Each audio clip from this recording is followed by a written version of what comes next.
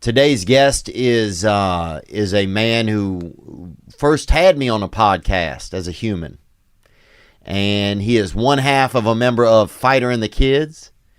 He is an actor, an entertainer, and a knowledgeable man.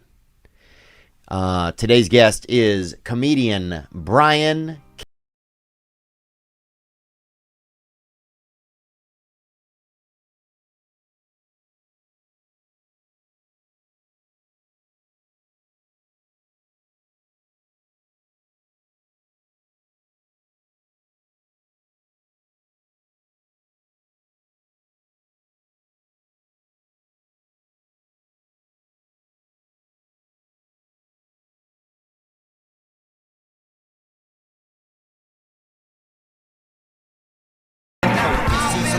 And I wouldn't do it like I wouldn't fuck Tim Welch up regularly. It would have to be a special occasion. Yeah. Tim will grab you, though. Let him grab, man. He's got a bag of tricks on him. That's why I've been getting lean, bro. Is that right? Yeah. Less to grab, bro. You want to get me, you better get me by an organ. Because they can't, because their hands just fall off. It's like trying to grab a dolphin or something. Oh, it's like trying to grab. I mean? Oh, yeah. It's like trying to grab. Like it's trying to grab the top of a cave, like an old cave, or a piece of marble that's been tread upon for many, many years. When you go to it's like trying to grab diarrhea if somebody's on an all-oil diet. Yeah, that's impossible. True. Sometimes when you go in the, if you're in like Rome or there's a well where people have been getting their water, and the marble is actually worn away from where people have been leaning. No way. Yes. So that's when you know. Or steps. You can walk in. Oh yeah, there's some steps, dude, in the old country. And there's an indent. The marble has been worn away from where people have walked. My friend lives in a villa like that. Wow. Is he rich? In Rovereto or Trentino, in the north of Italy. Jesus. He used to be rich. I'll sprain my neck even saying that. I know the way they said Rovereto, Trentino. Oh. Dude, by the time they're done saying it, I'm freaking nude, huh? Are we rolling? Yeah, man. Nice. And I'm not saying that I would take Tim Welch. I want to... Well, that's what you said, though. But you said, I'll take Tim Welch. Look, I think that's exactly what you said. So I'd like to... Tim Welch, that's Sugar Sean O'Malley's coach. Yeah. Now, I rolled with him. And when I say rolled with him, we did a little flow grappling, little light flow grappling. Okay. On the ground or on the feet only? Just on the feet and the ground. Feet on the ground. We go feet and ground. Feet and ground. And then sometimes I go in the air if I'm doing Kung Fu. And he's a gorilla now. Yeah. He's a gorilla. That's a different kind of strength. That's a man who hasn't stopped training and fighting forever. Well, he likes to sit. I know he has that. Like a lot of gorilla, you'll see the orangutans, they will play in the trees. They'll be milling around. Orangutan. Yeah, orangutan. Means person of the forest. Trading a dookie with another one. But you'll see the gorilla's always sitting there, and he just gets into some big beefy. He's like a man orangutan, isn't he? He really is. Yeah. Because he's a ginger. Yeah. Yeah, he's one of the rare Ranga gingers. He's a Ranga ginger. Or what do they call them in Australia? They call them gingers. Gangers? I don't think they're Australian. Ginger. Instead of ginger, if you pronounce it ginger. Oh, really? A ginger. Genghis. Yeah, these gingers. Yeah, he's a different kind of ginger, though. There's a brown I'm not saying I will take him. I meant I will take him somewhere if he needs a ride. That's what I meant. I meant I will Uber. All right. For Tim Welch. Look at him, though. Wow. No, Tim will. And so will Sean. Sean O'Malley, it's so funny because he fights at 135 and I'm 170, and obviously he'd knock me out right now. You think? It'd be like, all right, let's go, pop, and then, and if God forbid you try to roll with him because he'd do something like get you in an ankle lock or whatever. Oh. How do you want to lose? You want to fight Sugar Sean O'Malley? If you and I have to fight Sugar O'Malley, how do you want to lose? The question is, Theo, Bryan, how do you want to lose? How do you want to lose? Do you want an ankle lock? Do you want to get knocked out? Just tell. I think you got to get him in that hard scarf, baby. That's the only way to go. Well, yeah. I know, look, there's rumors out there about Sugar Sean's that he can kick you and play Beethoven on your ribs with his toes at the same time. Yes, he can. Like, there's just the level of speed that he has. Well, he's got an ass on him. See if you can bring up Sugar Sean O'Malley's ass. He's got a tailpiece. Does he? Yeah, he's a thin guy. He likes to wear tight pants, as well he should. And he's got an ass. My girlfriend was like, he's got an ass on him. Really? Yeah, she was. How can you even have an ass at 135? You got to really get to 140 to even have that ass. Well, he walks around probably at 155, 160. That's a good point. You know what I mean?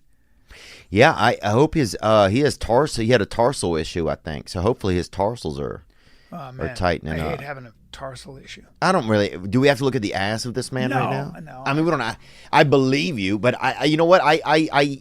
I feel like I notice if somebody has an ass, and I don't. And there he is fighting Josh Brolin right there. Yes, he did, and Josh beat him up. Oh yeah, I know. I can see that. But Josh is from a different era. Yeah, he's from like the Mesolithic, dog. He's from old school. I had a bunch of stuntmen talking about. They worked on Old Boy, I think it's called, that remake of that Korean movie. Oh, the Japanese movie. Yeah, Korean movie. Well, come on, man. We know what you're saying. Yeah, you know what I'm talking about. Yeah. And all the stuntmen said that guy is very strong. Who, Brolin? Yeah, he's a bull. Like, he was able to do a lot of his own stunts. They were actually shocked at how strong he was. Oh, I shook his hand before, and it's like, you know when you get up to like a door and it's locked? Yeah. It's the same type of thing. Yeah. Like, you can't really do much. I shook a guy named Rich Incognito's hand. He plays. Yeah. I think defensive tackle or offensive tackle. He called out that the other gentleman who he got an argument with, the Larry Tunsil or whatever. I think that was gay. Yeah, he got in trouble for bullying, I think, but he's always been a tough guy. Which you should do, I feel like, if your job is being this guy. Yeah. Now, he's so big, though. Like, is that Kyle Turley's son, dude? It might. Wait, go to that picture right there where he's got that Bills hat on. Right there. Look at how just thick he is. Oh yeah. Look at how thick he is. Thick. He's a blonde silverback. I couldn't put I couldn't put my hand. So when I shook his hand, my hand didn't reach all the way around his palm. So his palm is two of mine. It was so weird. And then did it go both hands on his hand like that? I had to go like this. Use one hand as your knuckles and one hand as your hand. I said, "How much did you squat? How much do you squat?" He goes, "Well, I mean, I used to, when I was going crazy, probably, I don't know, 805. I went, damn. You had to add the 5 pounds to the 8. Yeah, I think he yelled at Tiger Woods' son or whatever. Jonathan Martin. There it is. If you could be a pro athlete at one sport, what would it be? Because you played what, basketball? Football? Played basketball. You want to bring up the picnic? We got a pick here. Well, when we call him Pick, his nickname is Picnic. Picnic. when we need a JPEG. Oh, I got you. You know, Nick was a premature baby. Do you know that? He's a tall kid, so I'm surprised. You got a lot of. You probably drank a lot of milk as a boy. I did. I do love milk. Back, Nick. You come from. I'm gonna guess you come from Scandinavian stock. I actually don't know my family history that well. He was adopted by his grandmother, dude. I think I'm like German Irish. Look at Theo Vaughn. There I am, right there, dog. Wow. Now you're the only white kid on that team? Well, the other kid behind me was white and black. Okay, so you were the minority in that group. Yeah. You keep in touch with any of those guys? A lot of these guys didn't have phones then. Do they have phones now? Some of them. Maybe. One guy was 35 years old, the guy on the top right. He looks like it. Yeah. Dude, he would drop his son off at school in the morning and then pretend that he wasn't going to school and then come into school. It was crazy. Yeah, he looks like he's got a mortgage, all kinds of issues. Oh, yeah, definitely, man. Damn. Basketball. Funny how skinny we were as kids. Oh, crazy, huh? And then when you're skinny, your adults go, "You're going to fill out." Yeah. I never filled out. Really? No. How do you age gracefully? I know that you've been aging or getting into aging. Yeah, I've been getting into And how do you age gracefully? Do you feel like... stay productive? Sleep? Well, physical. Let's start with physically. Sleep is the most important. Most people are underslept. Really? But that requires... But then if you're going to talk about I'll fucking sleep Tim Welch, dude. Damn, dude. Sorry, dog. Dude, you got... I don't know. Look, dude, you're coming hard on Tim Welch right now. None of this is going to end well. Dude, I can feel how mad he is right now. My phone's blowing up. Tim already hears this. I know that none of this is going to end well. Tim, calm down. Yeah. I'll talk sense into him. Damn, I dude. know that none of this is going to end well or age well. Damn. When there's a video years from now of Tim fucking just sending me to Sayonara Town. Yeah. It was just working your body so he doesn't knock you out at first, just hitting you in the liver. Hey. He'll dress up like a lumberjack and just literally chop me down Just chop with you his down. axe feet. You look like a piece of wood to me. Chat. Meet my Paul Bunions. He'll dress up like a woodpecker for Halloween and just show up at a party I'm at and just take it to my neck. You'll just take his feet and go, I got bunions on my feet. Time for you to meet my Paul Bunions. Yeah. And start just kicking you about the legs Oh, till you dude. get blood clots. And We I'll gotta just rush be you to the hospital. Babe the blue blood clot. Oh, they can kick you. When they kick you down here or behind the knee, that Muay Thai shit, you can keep it. They just have different bones. We got Corey Sandhagen coming in today. Corey Sandhagen. And his coach, Christian Allen, I watched that kid train before anybody knew who he was. I was at high altitude. Really? And that dude is... And how do you get up to high altitude? You don't have to have ladders to get into the building or something. What is it? No. It's just in Denver. You just go to Denver. Oh, wow. Yeah, it's Cody Donovan's school. And Christian Allen, who's a genius. He's a ninja. Christian Allen's a ninja. Wow. And Christian Allen that was his protege. I took a Really? couple striking classes from Christian Allen, which I have no business doing. There's absolutely no reason. But I would go back to my boxing gym and use just some of the shit he taught me, and it would they'd be like, "What is that?" He's this creative savant, and Corey Sandhagen is a product of that. And Corey Sandhagen has been training since he was 16 years old. Wow. I don't see anyone in the 35-pound division. I mean, all due respect to everybody there, because that's a stacked division, but anybody who fights Sandhagen, if I had to put my money on the future champion, I got to be honest, it's Sandhagen. Well, he looks, the thing when you're watching him also, he looks like he has another 200 fights in him. Well, he does. Like he does. I think at that weight too, those guys just don't wear down as quickly. He doesn't take a lot of punishment, number one. Yeah, and he's just on the move so much. And he's also 5'11", 5'10", 11. So he's like my height. I'm 6'4", but I slouch. And when I slouch, but he's tall and he gets down to 35. And so he's doing shit. It's this new shit. You know, I was talking to Malik, who grew up boxing on a Larry high level. Malik? No, Malik B. Oh, And- yeah, sorry. And Larry Malik. He keeps changing his name, dude. It's Malik. Malik. You know what I'm saying? Yeah. That's the weirdest thing. Sometimes you meet a black guy who doesn't know how to pronounce his Or name. it's Malik. It's like, yeah, Malik. dude. Could be It's Malik. like it's Malik. Malik. Malik. Yeah. I call him Malik. I don't know. I like the soft A. Look. Honestly, seasonally, I will change up how I do the vowels in his name. I will also call him Malak. Malak is good. You know, Malak. if it's an Egyptian holiday, I'll fucking go full Malak on him. Malik. You know what Malik means in Arabic? Uh-uh. King. No way. Yeah. He is kind of a king, man. Yeah. Um, But he was telling me how boxing has changed. When he tries to spar with these younger dudes, they're doing shit he hasn't seen. Wow. They're doing weird because everything evolves. People come up with, if you're in a gym and everybody's doing the same thing, you start getting used to each other's patterns. Then somebody comes along with, somebody innovates something different. Yeah. Somebody goes, I'm gonna come in with a lead uppercut, you know, and then a hook, and you're like, well, but that's not supposed to be. That's not what happens. But he's an unbelievable boxer, man. Malik Bazo?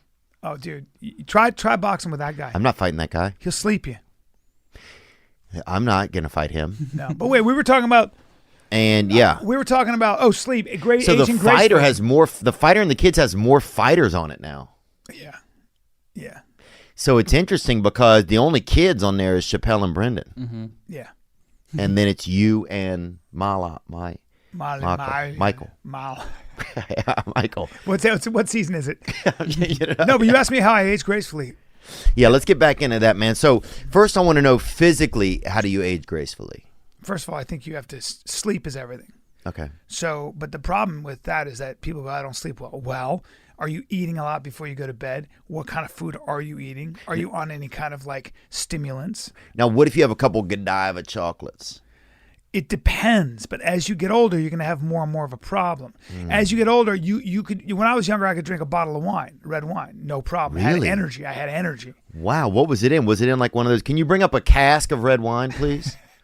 I just want to know. I drank it from a cask. Did you? Actually, you drink it from a leather bladder, from That's a what I was- flask, from an old school flask. I've heard stories of, can we get an image of a cask of red wine? Yeah, that's a cask, I think. It's a wine cask. See that? You know what I was looking for more? I was looking more for an old-timey, old. A cask is what you transport it in, maybe, or just you store it in, or you age it in. But a flask, you use a leather flask. You know, I'm thinking, more like that bladder, that more like that would probably change the taste of the wine. You see, you understand? So you need a glass bottle. You age it under preferably 55 degrees. But what bitch wants to pull out a glass bottle with his buddies? You guys are all on a mountainside relaxing. Yeah. The women are, if they want to do it, are doing washing down by the creek. Or collecting berries. Or yes. If it's a traditional hike, they're gathering and you guys are hunting. Right. I mean, everybody's playing there. Everybody's helping out. And there's a room for the other person. There are other genders that might be represented there who might do both. Right. Right. Or who might choose. Right, to do, maybe one day the biggest hunter's like, I'm going to go hunt berries, That's people right. are like, whoa, that's right. Calm down, Malak. Yeah. We need you back up here, dog. Yeah, but sleep, water, and then I think I actually believe in. Now, do you do water before you go to sleep? Sometimes, but I think more importantly is in the morning. And then what I think is important is not eating too much, never overloading your system, never.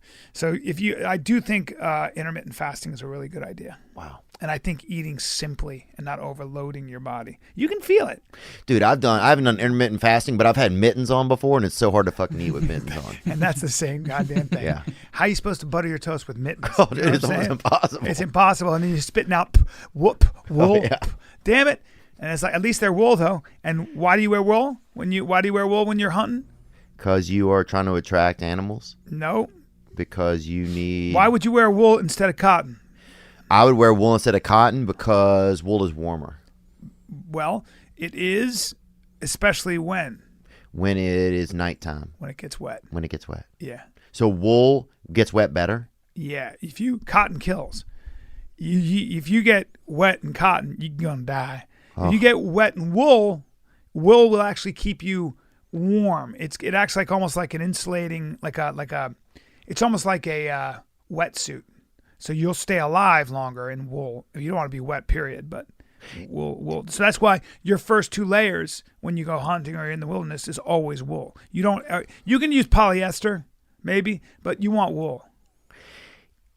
I want to do, if I'm going outside, I like to have on wool socks. Actually, if I'm on a long distance flight, I'll even wear wool socks. Yeah. That's where I'm at age-wise. I got all kinds of things I'm terrified of the cold. I'm afraid of the cold. The cold makes me a coward. So I always have warm shit in my car, including fire-making material. Oh, yeah. You know what I'm saying? So I guess I do, but not really. I mean, if I can, you live in Venice, so it's kind of like... In case Venice goes there's enough homeless dudes making fires I know, but in case days. it goes to the wolves, maybe the vegetation... Oh, for sure. There's a virus and vegetation gets crazy, and now we're in this tropical jungle because of global warming, and now I got to make a fire. Here's a question right here, man, from Peter Ian's son. Hey, Peter, take your hood off. Yeah. Damn, kid. What's up, Bryan? What's up, Theo? Coming here from Los Angeles. I ran into Bryan about 2 years ago in Venice. Was too much of a bitch to say what's up. My biggest regret in life, pretty much. But speaking of Venice... I didn't see you. I would have said, maybe, hi. Bryan, you can talk about... No, he said he was a bitch for not saying hi to you. Oh, okay. Yeah. But I respect the fact you thought he called that you were the bitch. No, I always say hi. I'm always super nice. Gym vibes. A lot of homosexuality there. Amen, brother. A lot of people touching people in odd places. Yeah. You have any experience with that? Maybe some tips on how to navigate the waters and just get your workout in.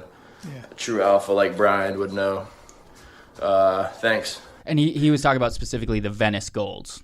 Yeah. Well, I'm very, very appreciative of that question because I was working out in the Golds in Hollywood when I was a young man, and I was cute. When I was a young man, I knew I was getting older because gay men stopped looking at me. You understand?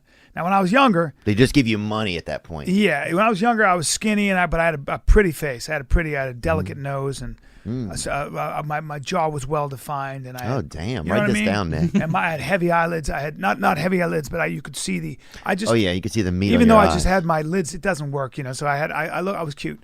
And I was doing I was doing these. I never liked lifting weights. I just like whatever. But I'm there and I'm doing Well, everything those wrong. are unique too. Those are those kind of like I'm a kangaroo. Look at me. You know, yeah, those are it's those for your weird. triceps. I never could do. I hated working out where I was just doing curls. I was like, I can't do it. I want to do something with like where I feel like I'm becoming more athletic, not looking like a bodybuilder. Right. So I'm doing this stupid bodybuilding thing, and a guy gets behind me. Oh. He gets behind me. He goes, doing it wrong. A white guy. Yep. Ugh. He goes, you're doing it wrong. What's up? And he goes, get your butt in there. And he kicks my knees and he grabs my elbows. And I'm like, I don't know what the fuck is going on here, man. So we just went with it. We dated for like 3 years. And I know. And then I was like, I'm straight. And I ran out. I was like, I can't do this anymore. But you get confused. You know what I mean? No, I so know what I I'm know, saying, yeah. the answer to that question is sometimes you can get like, what the fuck? And you're living with each other. You have 2 small dogs. You have a vegetable garden. Yeah. You're like, I'm not gay. But it can take a while. It can take a while because it's comfortable. It can get comfortable when you're shacked up with a They man. lull you in with the wind chime. You go to their house and there's wind chimes. yeah. And some of the wind chimes, it's other young men screaming for help when the wind hits the pipe. Help me. We need to get out of here. I've been attracted to. There's a guy yesterday. There's no way out of here. It's crazy, bro. I'm like, where do you get that wind chime, dude? And why does each chime have a person's name written on it? Do you have somebody somewhere in this house? Is there somebody under the floorboards? How do you need that? Yeah. That's Edgar Allan Poe, man. Yeah, it is Edgar Allan Poe. Telltale Heart, dog. Goddamn right, bro. Aortas and the floorboards, dog. No, Okay, but so sleep and water helps. Yeah. But to get back to this man's question, sorry. A lot of men, and look, one thing that's not discussed a lot of times in America is the aggression of, it's always looked at that men, straight men are the predators in America. There is also predatorial behavior by gay men, and it is unchecked. There's nobody monitoring it. Yeah. There's nobody. Well, it's guy on guy crime, so guys are. Right, but you see how I think you can quickly see how women are disgruntled by the behavior of men sometimes, by men flirting with them, because it happens so aggressively with men, you know? Yeah, that's very true. It's tough to like, and there's no, and if you go to the supermarket or Whole Foods and you're a good-looking woman, you know you're going to be dealing with energy. Yeah. You know, it's almost like being a celebrity where you know all those people want to talk to you and they're Right. going to. Something's going to happen. Yeah. You know what I mean? Like there's going to be, Yes. you're going to have to, first of all, you're aware of how you look because you have to be, because they're staring at you. You know they're going to look for an excuse to talk to you. You know they're going to try to stop you. It's all that exhausting. It's like being on a decent podcast. It's like being on a decent podcast. It really is. I love your podcast, bro. And then they want to take. Yeah. God bless. But, it's different for women. For guys, it's It like, is. they like me. But for Right. women, it's But for women, yeah, there's more of it's exhausting. I bet it's exhausting. But then you also get dangerous, like guys who follow you and shit. There's always that danger, I think, for women where men don't have to deal with that. Men can always, it's just different. Right. If a dude follows you back to your place, you can be like, hey, dude, what are you doing in my place? Yeah. Whereas women, it's more like, it's probably a lot scarier. Yeah.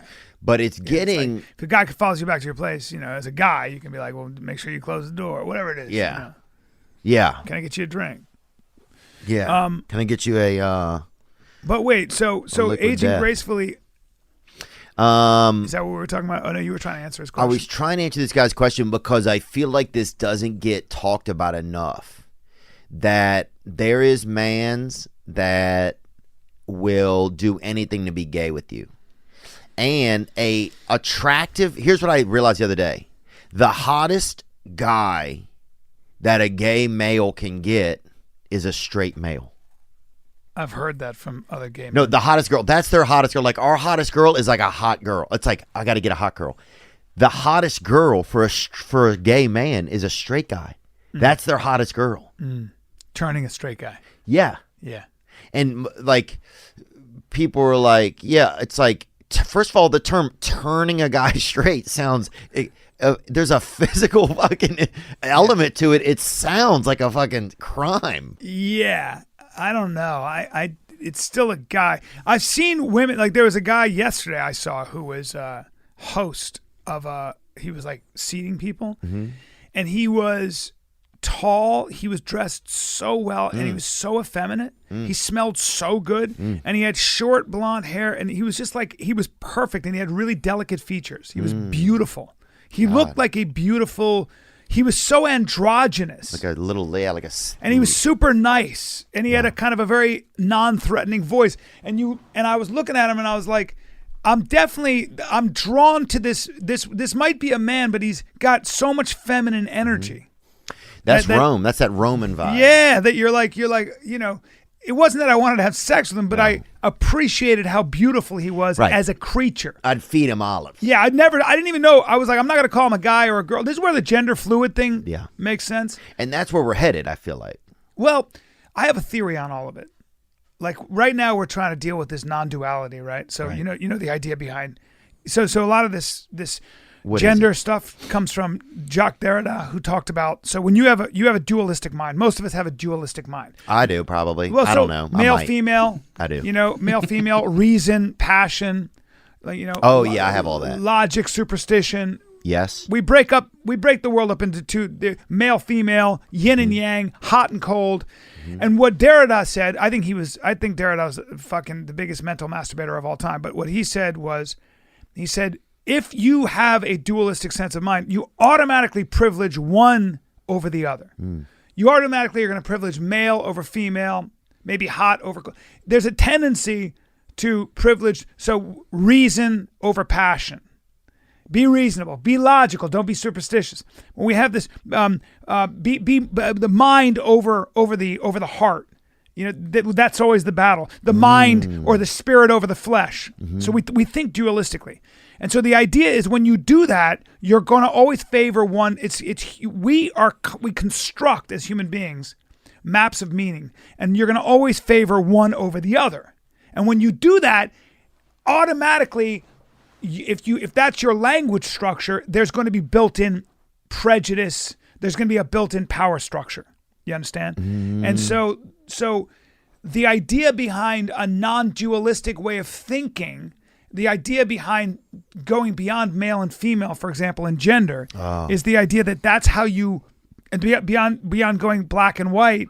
The idea is racist, non-racist. How about anti-racist? The idea is that you will sort of not favor one over the other. And maybe there's value in favoring the one that you usually don't favor over the other. Right. You got to switch it up so you fuck with your brain. Right. So that you fuck with the entire power structure. Right. That would be the idea behind. That's what's going on in the universities. That's what's going on in the humanities. That's what Jordan Peterson talks about. That's why you have this huge fight with gender now.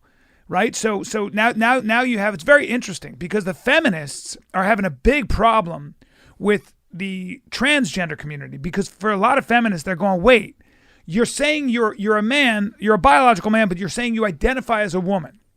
And so now you're trying to be on equal footing with women, meaning, for example, you should be able to compete in women's sports, which means women who are biological get their scholarships taken away because you might be physically just more advantaged, you're a man. So it's very interesting to see how the feminist movement is grading up against the trans movement. Yeah. It's becoming this whole crazy becoming the debate. fucking WNBA, dude. Yeah. Yes, me, bro, out of the gate. Yeah. But no, I feel it you all because comes from a philosophy, a French philosophy. It comes from Foucault. It comes from Derrida. I mean, if you look at the fathers of these kinds of thoughts, it's very interesting. So you're saying that, like, because we got stuck in this old idea of black or white, male or female, that now it's starting to become, the picture is becoming like muddier, but we're still kind of chained to some of these old ways? We are, because that's the way our brains work, Right. right? And I don't know if some of it's evolutionary or biological. I would imagine a lot of it's evolutionary. But Right, a lot of it is evolutionary. Yeah, a lot of but- it is like us, because a lot of the things I hear and read, some days it's like, this sounds cool. It's a neat idea, Yeah. but it's not going to actually flow through the system that I am made of. Well, when you get to the level of detail, it's really hard to implement, right? But I have to say that, like, as somebody who felt very uneasy about all this woke shit, I will say this. Like, I know that if you watch commercials now, it's always it's always a mixed couple, right? So it's like a black man with a white woman Oh, with a totally. black man. And so there's this forced sort of diversity inclusion thing. But what I like about that in a way is that kids are growing up with the idea that that's the normal. Right. It used to be with my generation, if a black and a white person got married, it was always like you like. Oh, you call them zebras. Yeah. Yeah. And now it's like what the left wants to do, and I understand it is kind of try to erase all that from your mind. You don't see color and don't even see gender, because if you make it an issue, the problem is when you try to do that, you're actually making it an issue. So that's the trap that you have to get out of, and I don't know how to get out of that. But I do appreciate. I will say that in a lot of ways, a lot of this woke shit is like, so if you're trans, if you're a child and you do have this gender thing going on, like you're a man but you feel like a woman, I really do believe that's a biological thing. I do believe that there are some people that just are born that way. They're born into a male body. Yeah, they're born into a male body, but they feel like a woman. There's so many people. Dude, I used to do it when that Shania Twain song would come on, if I'm real honest with you. I would be honest. I would close my door and do the damn... Well, we all have... Foot on the floor. We all, it's all a spectrum. Some people are more feminine, more masculine. Right, and we certainly get caged into what is expected. There's a lot of conditioning in the world for sure. Like, this is the way I'm supposed to be. And so, yeah, I think it's... there's a lot. It's a lot to piece apart. It is, but I think that what I think is technology and gene editing and meshing with computers. If you read The Singularity is Near, human beings are going to start being able to not only control their own biology, their own evolution, but they might be able to control even their own. I don't know if it's sex, but the idea of transforming into what you actually want to be through gene editing as an adult is not far. It's not far-fetched. It just isn't. You will be able to eventually. Right now, the process of turning into a woman is crude. Right. It's hard. It requires a great deal of surgery and things like that. Stirrups. All that stuff. I think eventually what's going to happen is when we have the technology. You think you'll be adjust your genes in real time? Yes. To genetically, you will be able to genetically morph into the biological version of yourself as a female.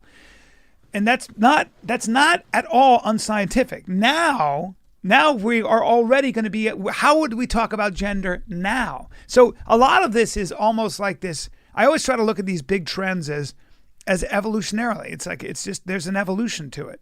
There is. Right. Well, sometimes it's hard to, like, with media and like them pushing people certain ways. It's hard to sometimes know what is like just where things are going and what is like lead.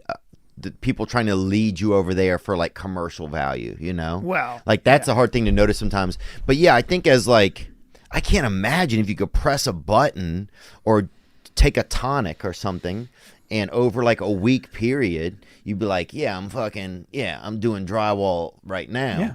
But in a week, I'm going to be at least an aide in Florida, a female aide. And you would know what I'm saying? That's crazy. You would be. And then you see your buddies down there who's doing drywall. He's down there because he got a different job. He got relocated. Well, and you guys just see each other in an elevator. And you're like, holy shit, but that's already happened. But now it requires a great deal of surgery. Right. It's very rudimentary, they call it. Yeah, it's physical and rudimentary. And I mean, it's a real hacksaw Jim Duggan in there. I mean, you basically. Yeah. Look, and then here you go right here. Now, this guy. This is Gabrielle Ludwig. It recently went viral. People try to say this is just happening. She's playing for Santa Clara Community College, but it was actually from 2012. But she was a former Navy SEAL. Oh, come on.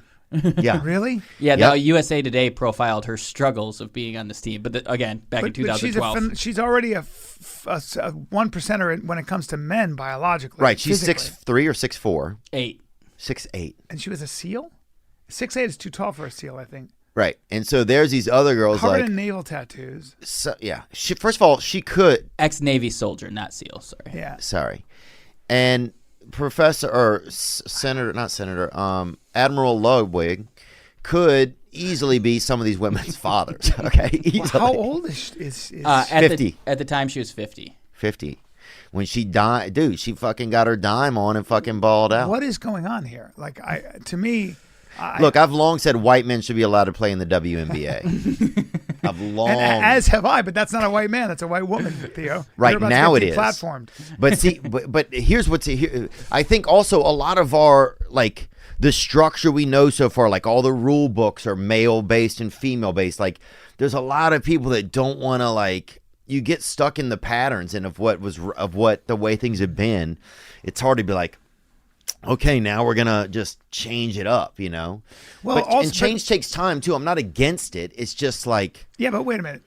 If you're a mother and you've dedicated your whole life to getting your daughter to practice, yep, and to get a scholarship because you don't have the money, you need the money, and your daughter's really gifted at tennis, or she's really gifted at wrestling, or she's really gifted or at singing, like Selena. Well, no, singing's not a good example. I'm talking about a sport. She's So got a body sport, scholarship. not a She's throat got a sport. scholarship to basketball or track. Okay. And a biological man says, I'm now a woman. I'm not even going to get any estrogen. I'm just a woman. I identify as a woman. And goes and decides to compete and takes that scholarship away from your daughter. You can understand how frustrating that would be. Oh, it'd be heartbreaking For the mother and for the daughter. Yeah. And also why feminists now go, wait. We've been fighting so hard to get these. How do we navigate this? Right. I don't know how to navigate it. The TERFs. Yeah. Well, Trans look. exclusionary radical feminists. Well, so then if you bring that up, though, you're called a transphobe or No, that's not fair either. We're just trying to solve a problem and bring up an issue that is real. So now what do we do about that? Like, what do you do about that shit? I don't want somebody who feels different or feels like they're a woman or vice versa, but they were born another sex. Yeah. I don't want them being excluded. Right. But at the same time, They can't be cheating and just putting a Camaro on every frickin' chick at 105. That's what's but that's kind of that's the dilemma. Right, and it makes sense because you're making a lot of rules where it's like, okay, whatever you identify as, that's what you can play as. So of course, some people's going to bend the system. You know what I'm saying? Yeah, but that's that's also an ideological and political stance. So if you can just identify in whatever you say, but that's what it's getting to be. Well, so then that means that whatever you conceive and conceptualize is truth. Then this is Derrida. Then there's no truth. So in other words, if we don't have a standard on which we can stand, if there's not a standard that we can anchor into, right, just so that we can know that we can distinguish. Of course, life is distinguished. You have to have that. Well, but no, because there's a philosophy out there, and it comes from Derrida. And that says, no, there should be zero categories. It's why the Maoists put everybody in the same uniform and with the same haircut. It was the idea of eradicating literally any distinctions. But Mother Nature is going to have her say in that. Of course she is. Of course she is. And also the number, this is what gets me, the number of people that it applies to immediately take that template and put it against the mass majority. Yeah. And then a lot of times they try and force it in immediately. That's the kind of shit where you get so much rebuttal because it's disrespectful to just force it in immediately. I know it's disrespectful also to... But it's a little bit more than that, buddy. If you even talk about this, if you even... And now... If you had the point of view, say you had the point of view that there are two sexes, or that your biology is what sticks, okay, you'll get deplatformed. Damn. You're considered you're practicing hate speech, and you will be deplatformed from everywhere, including YouTube, really, and Patreon, anywhere else. It's called so we can hate think speech. Stuff like that. We can't say it. You're not allowed to speak. So where do you say it? You just go chisel it into a bench somewhere? The First Amendment doesn't really exist anymore. Damn. And that's very dangerous. Puts up signs saying. It's very dangerous. And I don't think enough people are talking about it. And I certainly don't think enough people who are pushing this narrative really understand what's what. No, a lot of people are just chasing clout. They're chasing Weenie and and vagina. They just want they want any type of fucking body, genital clout. But what I'm saying is, have a separate league for the middlemen of the universe. Yeah. Because it's like if I'm a young lady who's worked my butt off and is about feminism, like women, we need the opportunity, this and that.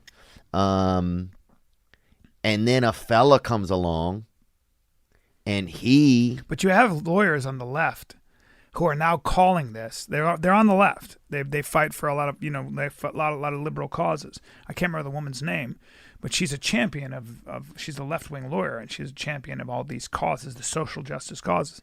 And she said this is misogyny, and I was like, damn. She said it's misogyny if it's a man and if it's a transgender person. She was saying that for men to come into women's sports now like this, but these aren't men. Well, she was saying that these are rooks, biological men who are coming into female sports because they identify they identify as women now. She was saying, you hear the women on the other side, you hear feminists now fighting that. Right. So it's a fight, man. And Let I 'em just go sit at back. it. I just sit back and I'm like, damn. And then you got science. Put them at straw weight. Look, I say get them at a weight where. Is there a weight class you could get them at if you say specifically UFC? Yeah. Is there a weight class you could get them at where it evens out a little bit? Yeah, but the problem with that is that you've got a different bone structure, and you've got so when you're talking about punching people in the face and speed and all that, yeah, and even I think women and men have a different read on split second timing. So women tend to hesitate. Even the high champions hesitate just a split second. Oh, women will start bitching in an instant. Than men do. Yeah. And so that's a huge advantage in striking. So you've got so many issues. So when you're talking about women in fighting, you're talking about transgender women in fighting, what stage are they at? Like, what stage are they at in their transition? How much estrogen do they have in relation to testosterone? Do they still have the different bone structure and the different muscularity that gives a man much bigger advantage? I think there should be then a separate league or something. And I hate to separate it, but it's when you start catering to, you have to cater to the masses first. I feel like it's where you have to, it's the most people. It's like the same when you get all these people to reconfigure their bathrooms and do all it's like, there's nobody transgender in this town, but you're going to have a news media come here and say these bathrooms are for men only. Well, there's only 11 people in town. People are trying to piss. Yeah, in some ways, that's the strength of this country, though. Like, in some ways, maybe in and I'm not trying to be old-sided. No. I just think you have to, like, yes, you welcome them in and you find a way to do it, but it can't be immediate. And that's sometimes where I think the media fails us is they want it immediate, they want it now.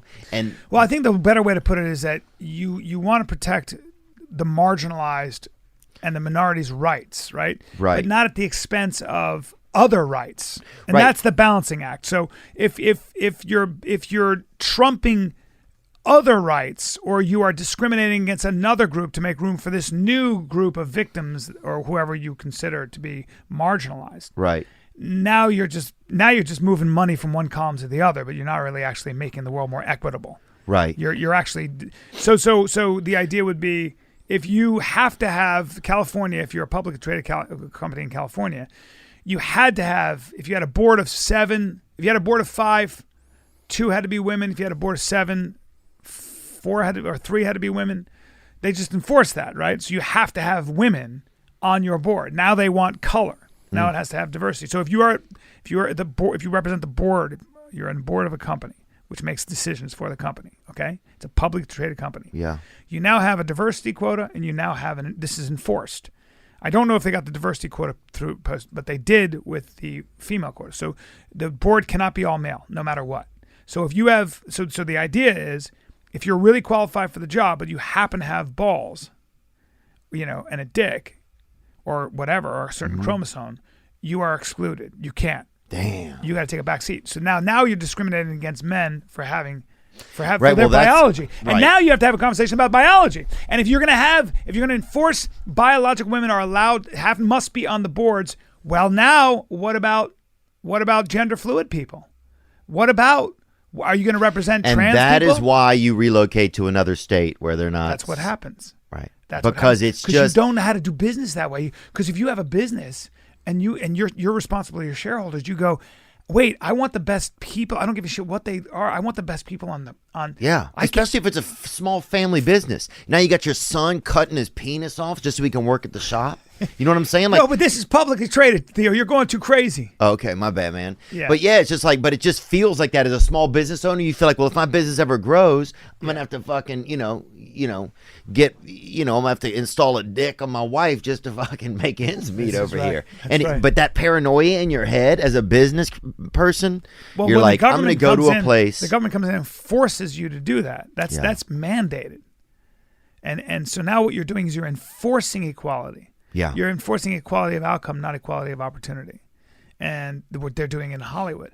If you want your movie to be in the Oscars now, be an Oscar contender. Oh, yeah. You need to have an amoeba in there. You got to have... you have to have color in the cast, but you have to have color behind the scenes too now. But it's gotten so, which look, I think it should all be. I kind of believe it should all be based on just the percentages of the people that are in the country. Like, if a ethnicity is a certain percent, then that percentage should be. Ooh, you'd be in trouble with that. You think? Oh my God, it's a terrible idea.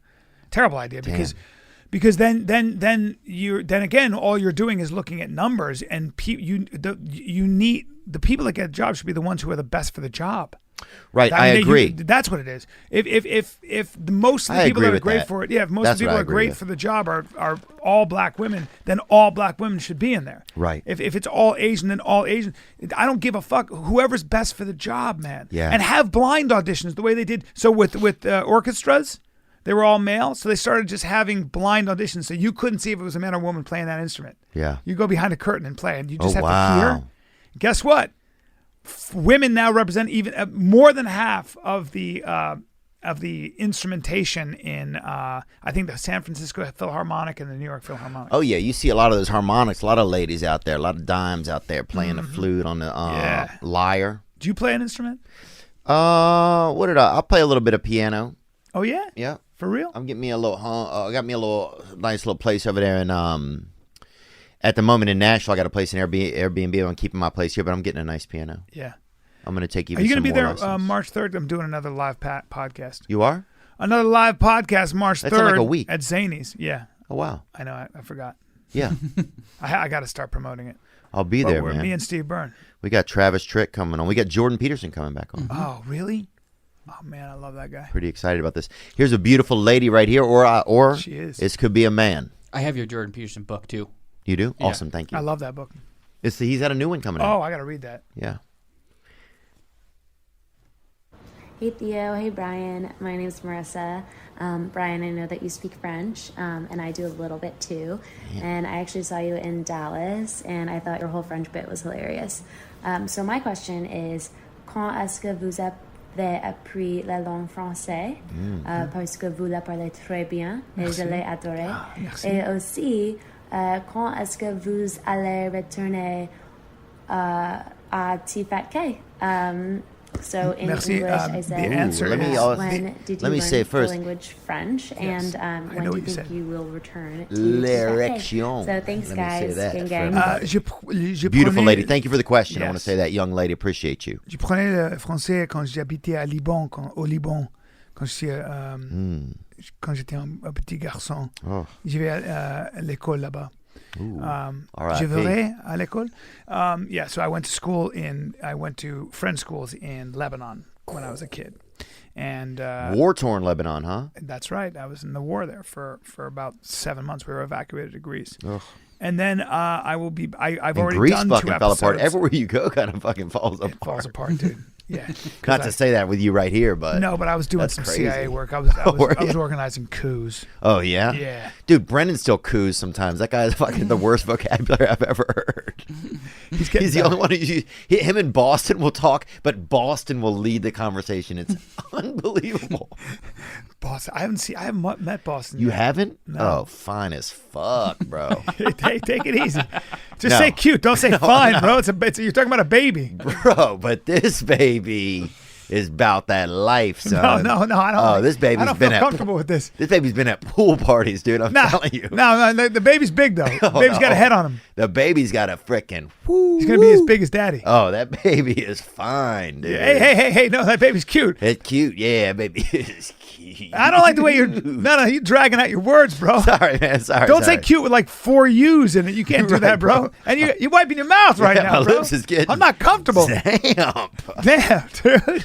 Damn, man. Yeah, you're right, bro. Thank you for the question, s'il vous plaît. She's très jolie, très jolie. Yeah. Mon, right there, look at me. Vernon trying to have my time over there.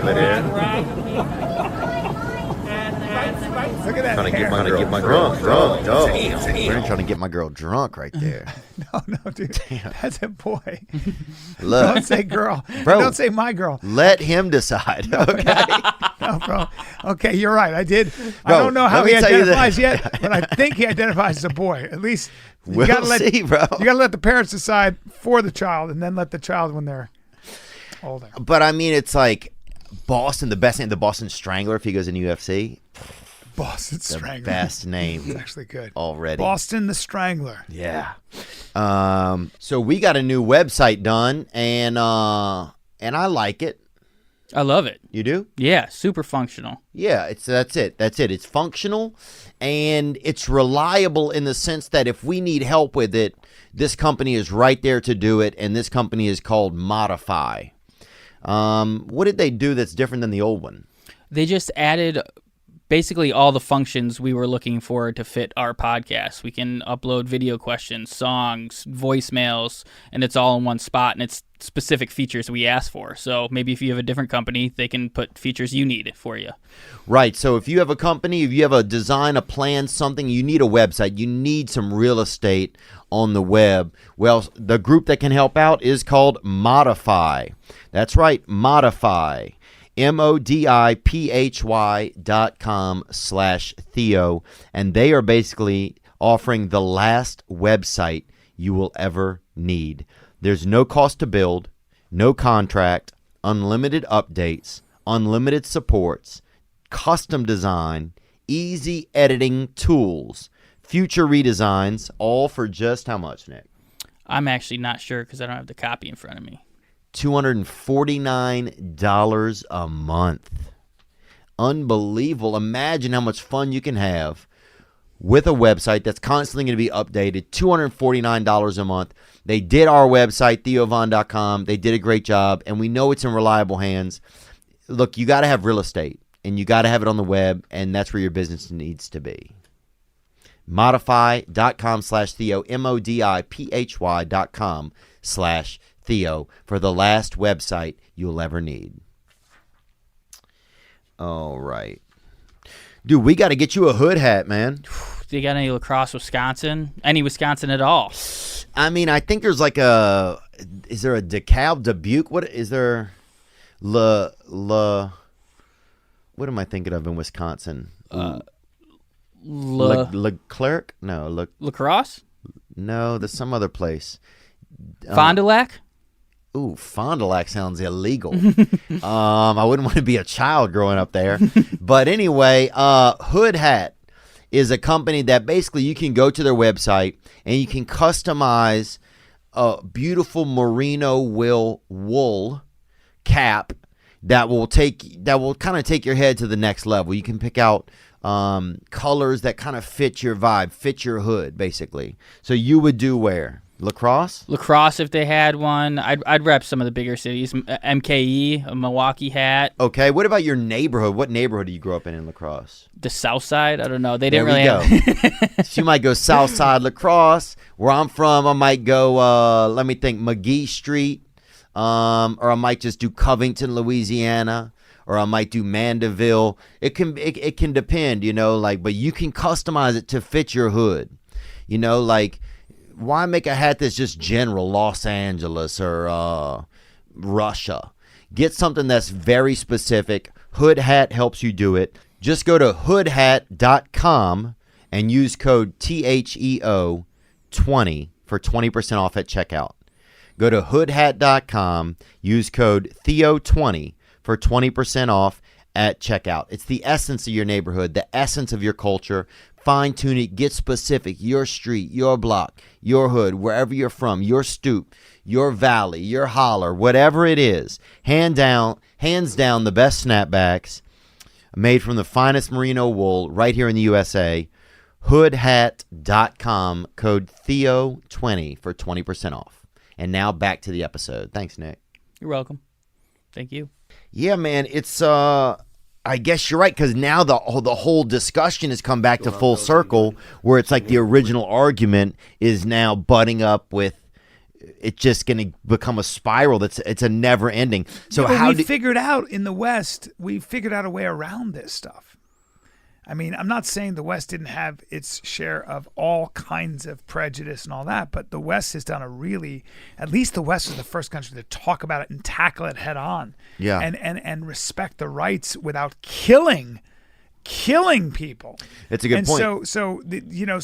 But the West, the idea, I'm not saying we've implemented it very well, but much better than any other country. The idea is you treat people as an individual. Mm-hmm. Because if you start categorizing people, you'll never run out of categories. Yeah. I mean, if you want to include men and women on the board, and that's mandated, what about people under 4 feet tall? What about dwarves? What about people who are deaf? Where are we going to stop? We need the deaf, this? man. Where are we going to stop this? What about the blind? You are going to. What about trans? Are you going to have? Are you going to have represent every category? You would never run out of categories. Let them keep going, man. Which is why you treat people as individuals and you have a meritocracy. It's the only way at the level of detail to run a society. You can't do it any other way. Yeah. And also I don't mind if you have a company and you don't even ask people up. I don't think you should ask people their sexual orientation or any of that, because obviously, who cares? Well, obviously you don't want to give somebody a reason to discriminate, so don't make anything. Right. Yeah, that's the thing. It's like it's like everything has just become such a thing. It starts to feel impossible to even communicate. And the tough part is that, I say a lot of times that tech is the new fossil fuel, It's like bandwidth is the new oil. It's like we're all slaves. Yeah, and it's like slaves. And it's monopolies, man. They're monopolies. Oh, it's insane. It's absolutely insane. But I wish that someone would come out with an app, but the problem is they wouldn't be able to platform it now, that would tell you which companies support what their beliefs are. That way, you could start to have dual company, people that aren't competition. You can start to have a competition where then it's going to be like, okay, yeah, I might have some of these beliefs, but I also have some of these beliefs. I want to support a company that has more beliefs like I have, Yeah. But then I just feel like I don't know, then it would start to affect the company's pocketbooks, and then you wouldn't see so many companies, I feel like, be so outspoken I'm worried. Make their employees feel like they have to vote a certain way or this type of thing. Yeah, like I worry about, I wish there were more options and there are becoming more and more options for technology. Yeah. There is technology that's coming out where you won't be as reliant on all the massive companies. At least I'm hopeful. Yeah. I don't think that's good for anyone. But I am concerned and I am sympathetic to big tech's worry about misinformation, malinformation, and disinformation. That's very dangerous. But that's always been out there. Like, you could always listen to an idiot. I know, but say you have a platform. Say you're Facebook, okay? And you have a technology that you've invented, okay? Mm-hmm. And everybody's on Facebook. And all of a sudden, the government of a country, because it's worldwide, the government of that country says, they start planting stories on Facebook that are categorically false, that are demonizing a minority political group. Mm-hmm. Because they might be the Uyghurs, they might be the Rohingya, they might be whatever in certain countries. Yeah. And you go and you start talking about how they kill children, or you do whatever to rouse up the majority in your country's ire, to rouse up their anger. Mm-hmm. And you just start planting fake stories, and you get more and more people more and more outraged about this. CNN. Whatever it might be. And now you have a vigilante mob of 5,000 that have all been talking on Facebook. Mm-hmm. And they decide, let's go kill these Rohingya, these Uyghurs, these trans people, these Republicans or these Democrats over here or these liberals or these conservatives over here. Right. History is full of that. I mean, the Tsar in Russia, when the economy and shit was going bad, he would say, you know what? Let's blame the Jews. Let's go. Hey, all you guys, it's the Jews that are doing this. So you'd have mobs of men with bats and knives, and they would come into the Jewish pales, the ghetto, and fucking burn down the synagogue and kill as many people as they could and rape everybody and do all kinds of horrible things. That was the story of the Jew in Russia forever. And that's where the Zionist movement was born. The idea was, if this is going to keep happening, we're going to keep getting killed. We need a homeland. We need a homeland. We have nowhere to go because we're always a minority. So what I'm saying is that now with Facebook and with big tech, if you're allowed to spread if you're really organized about it, and you're allowed to spread information that is categorically false, but is also galvanizing an enemy, galvanizing people to actually take violent action. Right, like people that trade Pokemon cards almost.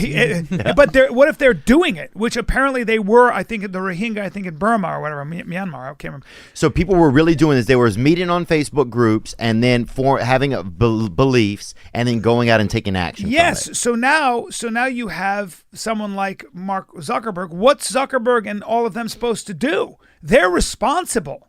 They're looking at the moral responsibility. They're looking at all the responsibility. They're looking at the financial, the legal responsibility, but it's also just a moral thing. But and also, it's a problem because they don't know how to deal with that. I wouldn't know how to deal with that. How the fuck do you deal with that? So now you got to get really, really kind of, you've got to get really draconian about it. Now you got to be like, look, if you guys are going to start talking about masks that are not being effective, or you're going to start talking about how vaccines are not effective, which, by the way, they are effective. If you're going to start talking about that, and you're going to start spreading all these like documentaries that don't have any basis in science, I'm just using it as an example. I guarantee I'll get a lot of shit just for saying that. But if you keep doing that, right, they have to kind of go, the science is saying this, and you guys are saying this. They have to take a stand. I guess. But then you're going to be stuck by what that person's views of the world are and what they... It's tough. Because what if they have their upbringing is totally, they live from a complete different place. And I think you have a lot of these people are all from the same spot, the same type of tribe and the same type of, there are a lot of the same just type of people. Well, so I just did an interview with... Same ilk. Yeah, same ilk. I did an interview with Alistair Bostwick. It's on YouTube now. And he was a reporter for Huffington Post, for BuzzFeed, and now he works for Verizon.com, which is, he kind of like, he's a really good journalist. He just did a crazy video on Woody Allen and how one-sided that piece was on Woody Allen. I mean, he's basically defending Woody Allen, but, just a liberal guy. But he was talking about how, I said to him, why is the press so left-wing? And he goes, because most of the people who are in the press are from L.A. and New York and Chicago and the big cities. And they just happen to be younger people who tend to lean left. It's not like a conspiracy. It's that they tend to be socially progressive. And so what you're going to get is you're going to get more people in journalism who happen to be of that. The way he was describing it was really interesting. Right, that makes sense, kind of. Yeah, so like you said, it's the same ilk. If you have one particular ilk, and they're usually educated, they're usually super educated from really good schools, and they tend to come from socioeconomic backgrounds that are of higher class. Right, so they have a different, but that perspective of the world, growing up like, dude, some of my richest friends have been the absolute most scared about this pandemic. Smartest friends have been the most scared about this pandemic, that it's just ridiculous, exactly. So I think there's a level there too where it's just so overkill and so out of touch with what a regular working day-to-day man and woman couple that wants to have a traditional kind of lifestyle. Yes. And then everything is this, but then you have a lot of those types of people who are far left who end up being 40-year-old women who are lonely, who have no fucking children, and who are trying to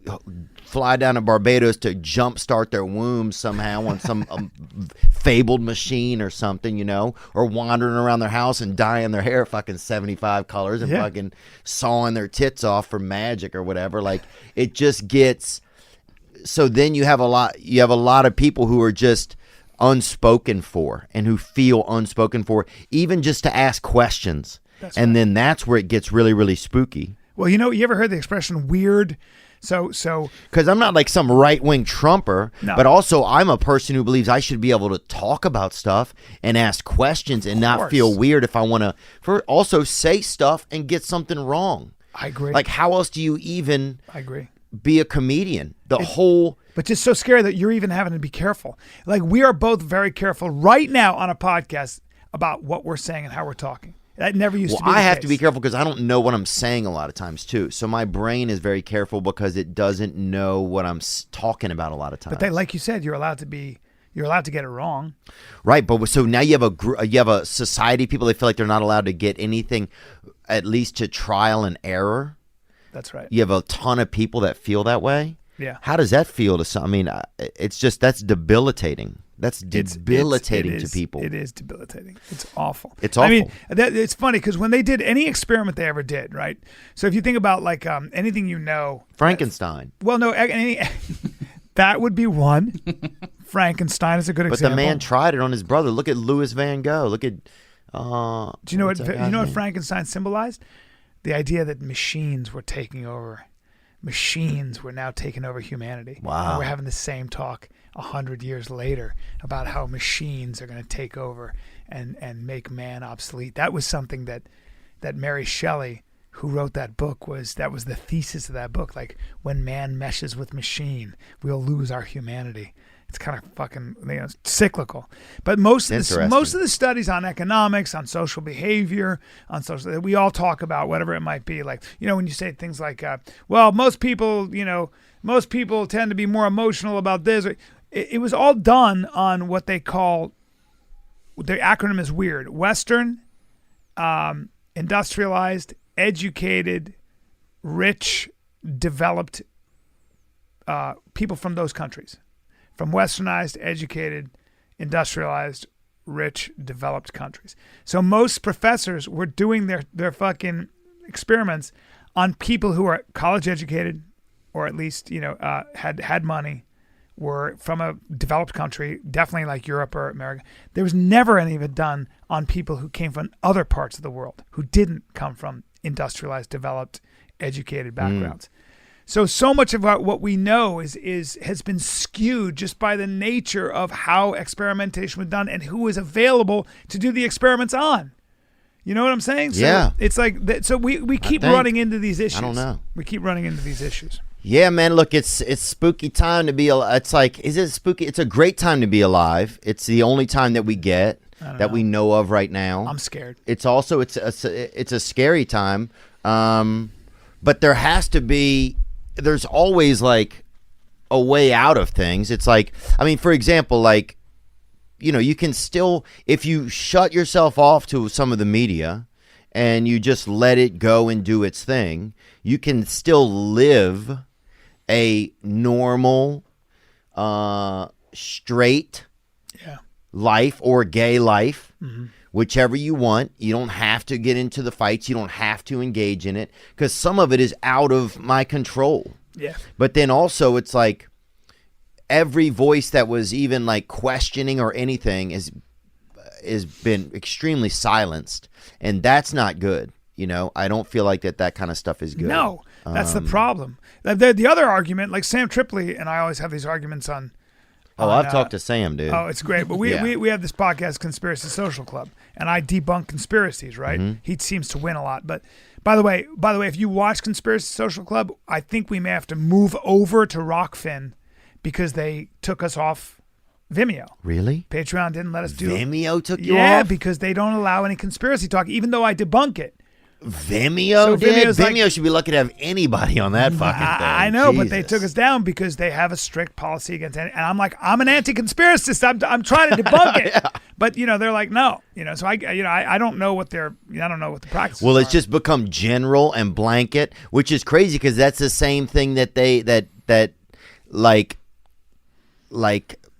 kind of left-leaning things say that people are doing about gender and stuff, but you're doing it in the term words that you use to terminate anything that pops up. Yeah, and I'm trying to, in earnest, debunk conspiracies. Oh, that breaks my heart, bro. And you know, so we have to go. That's over why to you got to get a Glock, dude. You got to get your family Have one. and go be somewhere. I know. You know, and I think that's what a lot of people are saying. This rat race doesn't even accept me anymore. They not only that, but they mistreat me on social platforms where I'm even just trying to be a regular person who errs and who is human. Funny, man. And trying to be funny or just trying to be human. Yeah.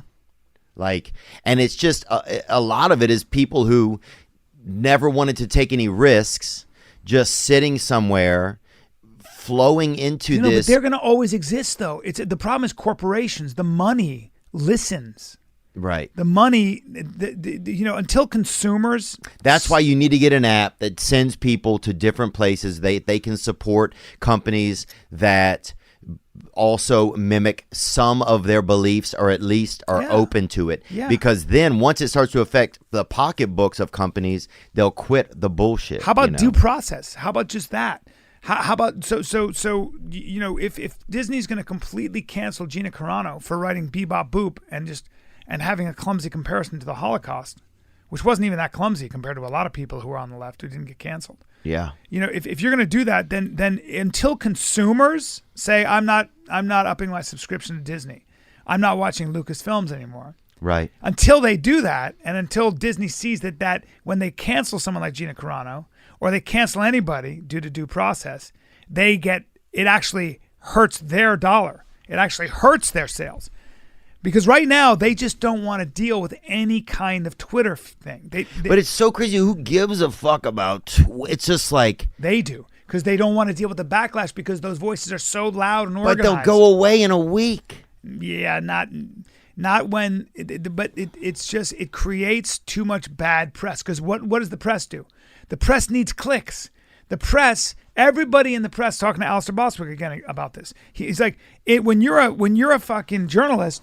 You want clicks. You want to create sensation. You're right. You want to right. Right. You can't do, if you're going to do a documentary on Mia Farrow and Woody Allen, you can't take a balanced approach. Nobody wants to see it. You want a hit piece, the way the Michael Jackson thing was. You got to come hard from one angle. Right. Because then we're like, yeah, we got a bad guy and a good guy. Right. So this is Dustin Poirier taught me this, man. He said, this is when that Mike Perry thing came up. Mike Perry had done some things. He was kind of losing it. He was going through a tough moment, like about 8 months ago or a year ago.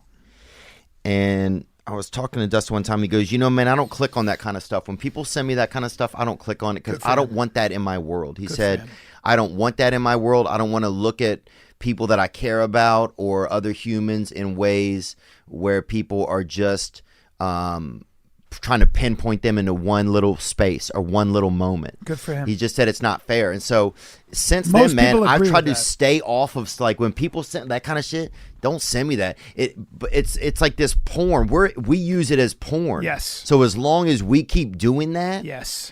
that kind of stuff's going to keep happening. And as long as you keep rewarding cancel culture. And you do it by clicks. We do that by clicks. When you click on it, then you fucking saying, I support this, even if you don't. That's right. That's what's crazy. That's That's where the weird addiction comes in. It's like we're just but also like the fact that Disney makes amazing products and my kids love their movies. They're good and when shit, when a massive company like that, cancels someone like Gina Carano, and we still, we're still patrons of that company. In a way, we're all complicit. Right. And it's so hard to fight, man. It's hard to fight because there's such tech is the new fossil fuel, man. Yeah. That's the oil. What happened with this country singer who used the N-word? He didn't really, I think people kind of galvanized. Did people kind of go, this is too much, or what happened? Morgan's a friend of mine. He was on a podcast. He was on a couple months ago. He used it. He called his friend the N-word in the street. He came back and apologized. He said, I'm going to try to do better. And, the media did what they did. They ripped him up. What got me about that, obviously, like, it's like he called his friend pussy ass Nigga, right, to a white dude. And I think a lot of white people should be called the N-word. I got called it a bunch growing up. I still get called it sometimes by this dude that lives in the park, the black guy by me will call me it every now and then. I like it a little. I'll be honest. That's who I am. Makes you feel included or It something. yeah, it does something, bro. You know, like sometimes, Like you're cool. no joke. I was walking with a girl a couple weeks ago, and the guy said it, and I know she didn't hear him, and I fucking said, "Hey, say it louder, bro." You know, and he did, and he said it louder, bro. He's a black guy. He can say it, right? He can like in a way, you feel like he trusts you, and he knows that you're not a prejudiced white guy. right. Like He knows I'm not a spy. Like in a way, it that's feels what like he knows. he's saying something. It's like a term of endearment for you. Like Yeah, it was like a coat I got to wear for a couple seconds, gave me a little bit of clout with the dame, you know, or the man, whatever she was. I don't know what she's chosen to be. I hadn't checked in I'm with glad her. you cleared that. But yeah. But what got me was that, and this, and I'm, is that suddenly there were news articles that would never even watch Morgan. That was the guy's name. yeah. That would never even. And they're using it in their titling, like the N-word, the N-word. So they're basically using the N-word to course. get you to go. Of course. So who's really That's using the it? One guy algorithm. who uses it in the street calling his white Yeah. friend the or N-word? the white press that makes money by getting clicks. That's what burned. And it's like, man, it's All like, of them go, oh, I can get this story. now I Awesome. can use the N-word. And now we can get more online subscriptions. There's money in clicks. Yeah. And as long as there's money in clicks and there's money in telling your readers, your echo chamber, exactly what they want to hear and what they believe anyway and already, Right. you will continue to polarize the press. And now you look at anything that comes out of Huffington Post, you're like, I know exactly how they feel, so why am I going to read this? Right. Or Fox. Oh, here we go. But it's like, Here's a question. but what else was I thinking? I had one more thought on this. But it's just and he came out and said for himself, you know, he said, you know, what he wanted to say on it. So it's like, it's his thing. But I don't know. Sometimes you feel like it's just crazy how you can go and buy on certain platforms, you can buy the N-word and listen to it. You know? You can pay $2 for it. $1.99 for a song and go listen. Oh, yeah. You know? It's like, maybe don't make it available to white people. Well, I think that this guy somehow got, like they tried to cancel him, and I think his fans were like, no, we're going to buy all his stuff. And he went, Oh, he'll have the biggest tour in the world in a couple years. His music is just great. yeah. I mean, I think, you know, and he's a great kid. I was at his house a couple nights before the video stuff, and there were black guys over there with him. It's not like, I'm sure. He's not, I've seen racist people. yeah, he's not a racist guy. He's not a racist guy. Yeah. So, and that's obvious to most human people with a brain. Yeah. But intention doesn't matter anymore. It's just consequence.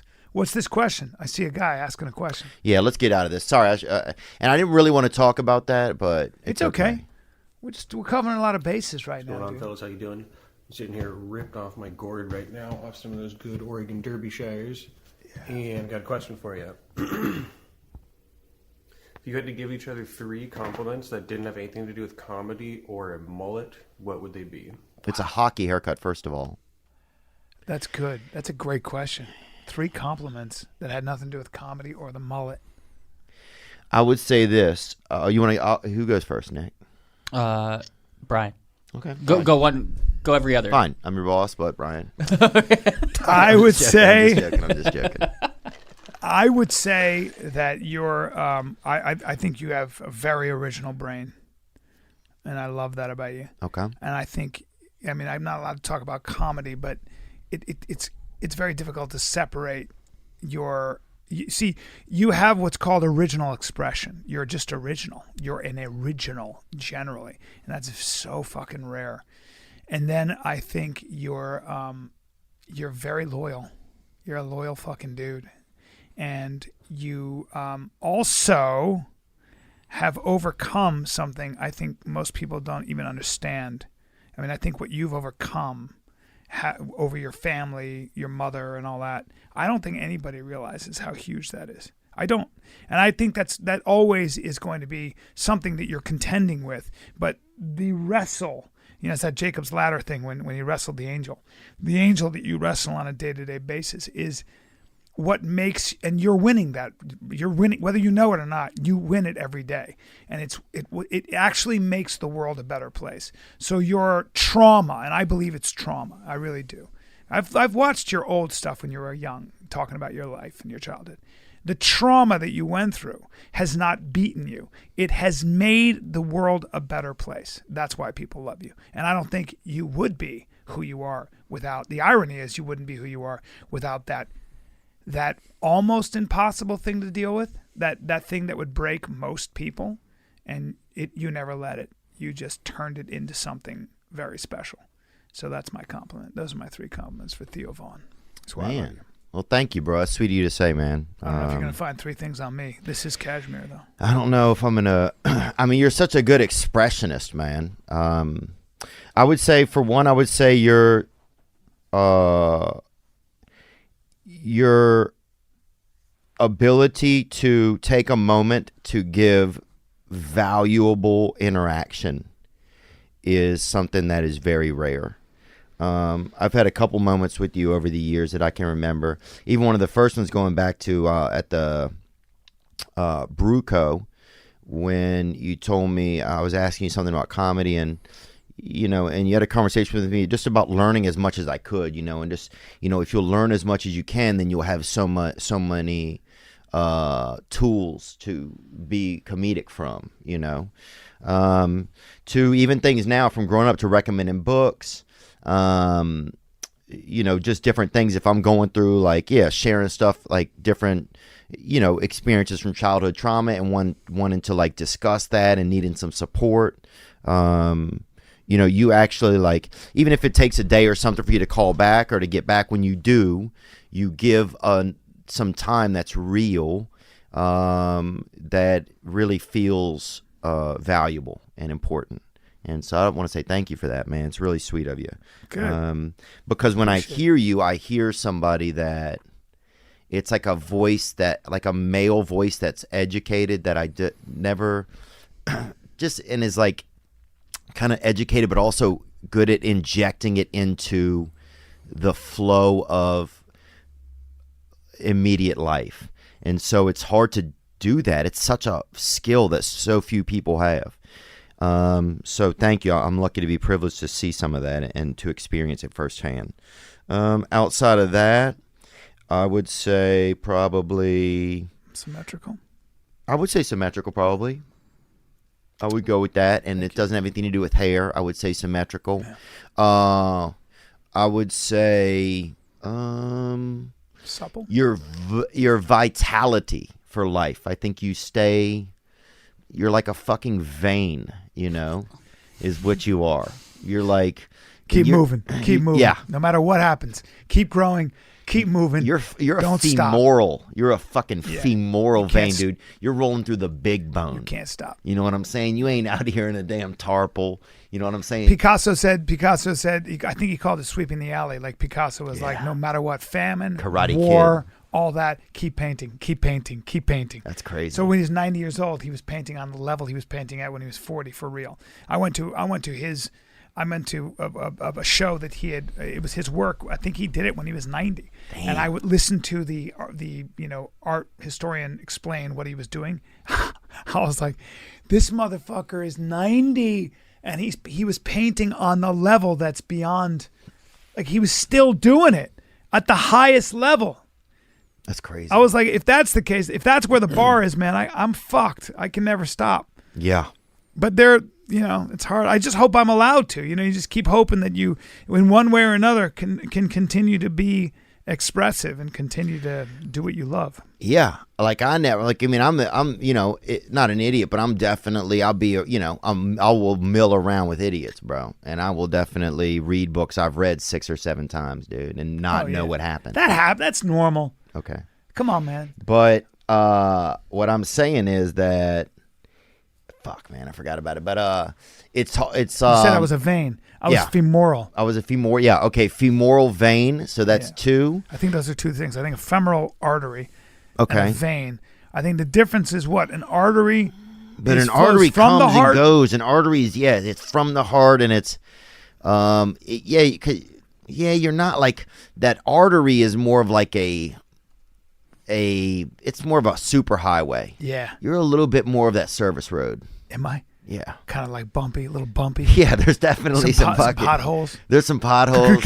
There's some zoning issues. You can't be a smooth highway and be a comic. No, you can't. You gotta have some plaque up in There's that some bitch. left turns. There's some fucking dead ends. You got some varicose shit. You got some Yeah. backed up, some backed up like coagulated blood and There's shit. some plavicid in the fucking. I don't even know what plavicid is, but you gotta have some shit you can't identify. There's big pharma is fucking starting to play a role What's with in the this. plavicid in there? Like, what the fuck is that? We don't know.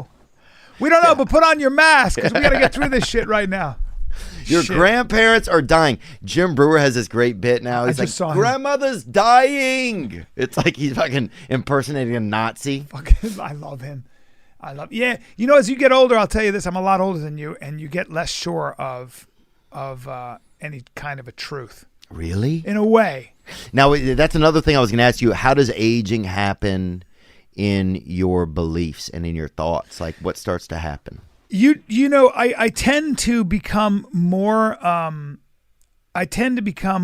compassionate for people who have a totally different point of view than I do, right? Wow. So I'm a white straight male, right? Fine. I'm not saying you have it easy if you're a white straight male. I'm not saying, but I'm saying that if I was a black woman, if I was a Native American or an indigenous person, a First Nation person from Winnipeg, if I was from a small Indian village in the south of India, I would have a very different point of view. That's true. On the world, on what's right, on what's wrong, on what's fair, what's unfair, on what I was afraid of, what I wasn't afraid of. If I was a black man, for the most part, even if I had money, even if I was privileged with an education, Yeah. if I drove by, I know this, if I was driving by two white cops, okay, maybe not now, but certainly 9 months ago, Right. I would have turned my music down. I would have put my glasses on.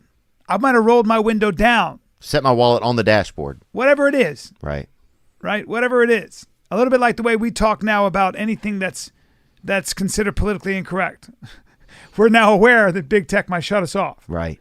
That was what it's like. That's what it was like always. So as I get older and I read more and I try to take that perspective of I don't know, it tends to make me a little bit more compassionate and a little less attached to my cognitive beliefs because I know how my brain works. Right. It's from reading. My brain works like this. I'm an emotional creature. So I have a set of beliefs that were given to me by people I loved, like my mother and my father, like the culture I come from. And media. Like what worked for me and media, right? So I have a set of beliefs like this. And so what happens is when you have that set of beliefs, you're going to try to find evidence to support your beliefs. So if you start talking about socialism, I'm automatically going to have an argument. Because Right. I'm a capitalist, quote unquote, or Right. I'm a free market guy, right? I'm a libertarian. But then I'll read a book and I realize that a lot of the basis of what I'm making all my philosophy on is not necessarily grounded in evidence. And that somebody over there who has a different point of view has something to offer me, has something to enlighten me on. So this is a process. So I guess what I'm saying is that as I get older, I realize I'm a work in progress. Don't be too attached to everything you believe. I love that. Don't be so sure that everything you know and believe is true. Okay? That's really important. And Yeah. be willing to change your mind based on evidence and be able to see the evidence when it's in front of you. Well, right. I agree with you, man. And I think and I've even noticed in my own life over the past 9 months, over the past year, I've gotten a lot of people are very stuck to their beliefs because some of it's a safety mechanism. Yeah, because They feel attacked. They feel like they don't know. the Things other are side's uncertain. building weaponry over there, right? Right. Yeah. Right. So yeah, it's like you start to feel, and you feel like they're not doing that. So why do I have to? It's like, it's interesting how like a lot of that has flared up over the past year. Well, there's a documentary on Netflix called Crack. And remember crack babies? The idea of a crack baby? Okay. I know a guy. That was all bullshit. That was all bullshit. There were no crack babies. Crack babies weren't born that way. Most of the time it was a woman who was drinking marijuana, but it wasn't that crack itself was creating a whole generation of kids who are addicted to cocaine. That's not. Oh it yeah, was I all never this heard that. I just super- heard like if they had a real skinny baby and he had jewelry on. But yeah, but again, That's what I always heard. again, you can also add to that black baby. You can also add that black woman giving birth to black baby. Right. So what happened with the crack epidemic is I said, your crack baby's born to a mother who's addicted to crack. Oh, now, I see. I promise you, in every white Americans, at the media, and even movies like Boys in the Hood, the woman was holding a baby and saying something like, I'll do whatever it takes Right, I to need get my crack. Right. It was a black woman. It was always demonizing a black woman. It's just true. So if you're a black woman in the hood trying to make ends meet, you can't afford to leave a battle zone, and you're trying to raise your kids, and there's 1,000 other things you're dealing with, and now that's going on in the media, you're being demonized. Right. So because that was the narrative. Right. And so you'd have a very different perspective on America. Oh, I would have a and total. who you were if you were a black woman, especially living in the 80s and 90s. My generation, how the fuck wouldn't you have a chip on your shoulder? Oh, Tell me. dude, yeah. Look, I think about that a lot of times. I think sometimes people don't realize, like, I've talked before about, like, Disney World, like, you'd see the advertising for Disney World, and there was always white kids at Disney World. Yeah. So if you're a black kid and you're watching that, how would you not feel like, oh, this isn't even for me? You weren't represented in cartoons, Right. anything. Well, but there's some stuff that's not entirely true. Like, some of my favorite shows were black acted shows. So like, you had Sanford and Son, you had In the Heat of the Night, which had a black characters in it. Some of my favorite, Althea Tibbs is one of my favorite characters ever from a drama.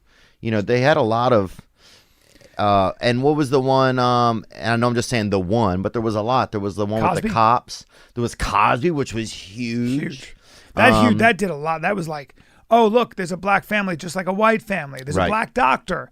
He's in my living room every day. That was that was an important show in that sense. But I could imagine, but when I was growing up, there wasn't any black doctors in our town. No. So this is where I get where black activists, where white, activists, where woke people are coming from. If you actually look at the history of this country, just go back 20 years, 15 years. See, I'm not liberal this way. I'm not like a woke person. I do like fair play, though. And Oh, if you show me, 100%. if you show I've me where always wanted something's fair not play. fair, if you show me where something's not fair, I'd be I furious. go, I'm right there. I'm like, I got it. I get it. I get it. Oh man, I remember putting a Jesse Jackson sign out in front of our apartment growing up. Like, I remember I was a David Dukakis fan. Like, I really resonated with a lot of I like. say David Duke. Oh, I used to lift weights at David Duke. Everybody knows that though. Did you? Yeah. You worked out with David Duke? Yeah, he shared a fence, dude. He used to date the hottest chick at the seafood restaurant I worked at. Is that right? God, You live near David Duke? she was hot. Yeah, still my folks still share a back fence not far from him. That's hilarious. David Duke. They call him D Duke around the neighborhood. D Duke. He's a beautiful little Pomeranian white. I will say that, but Yeah, that would make sense. Here we but go. yeah, there's just a lot to it, man. There's a lot to it. But yeah, to think that, I think the part that gets me a lot of times, it's people have now become like, it's like people use the woke stuff for clout, and it's not even about the argument anymore.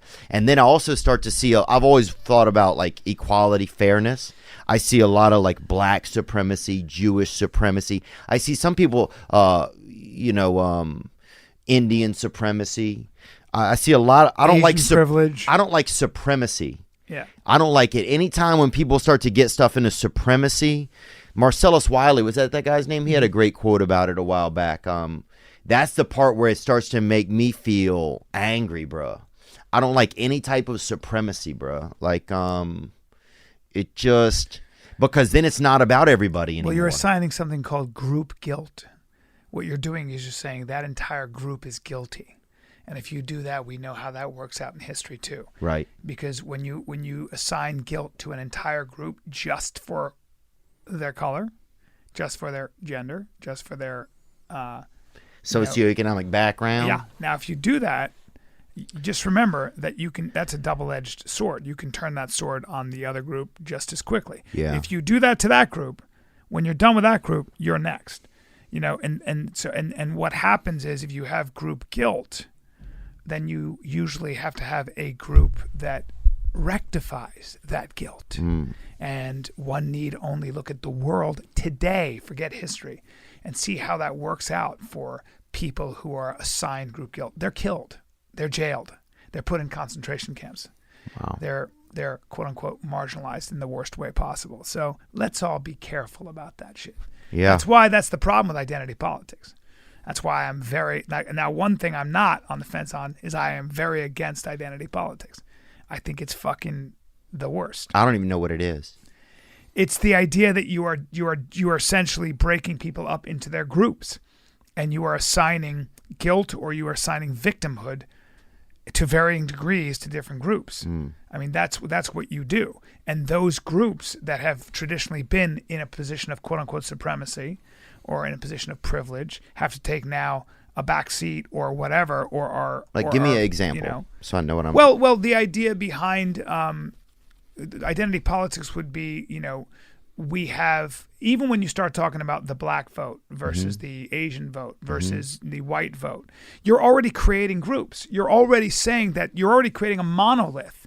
You're suggesting that black people think the same. Oh, I see what you're saying. That their opinions it's hard not to do that. As diverse as it gets. Right. But also when you start doing that, when you start saying we need a quota, we need representation from this group because this group has been left out, you're playing a form of identity politics.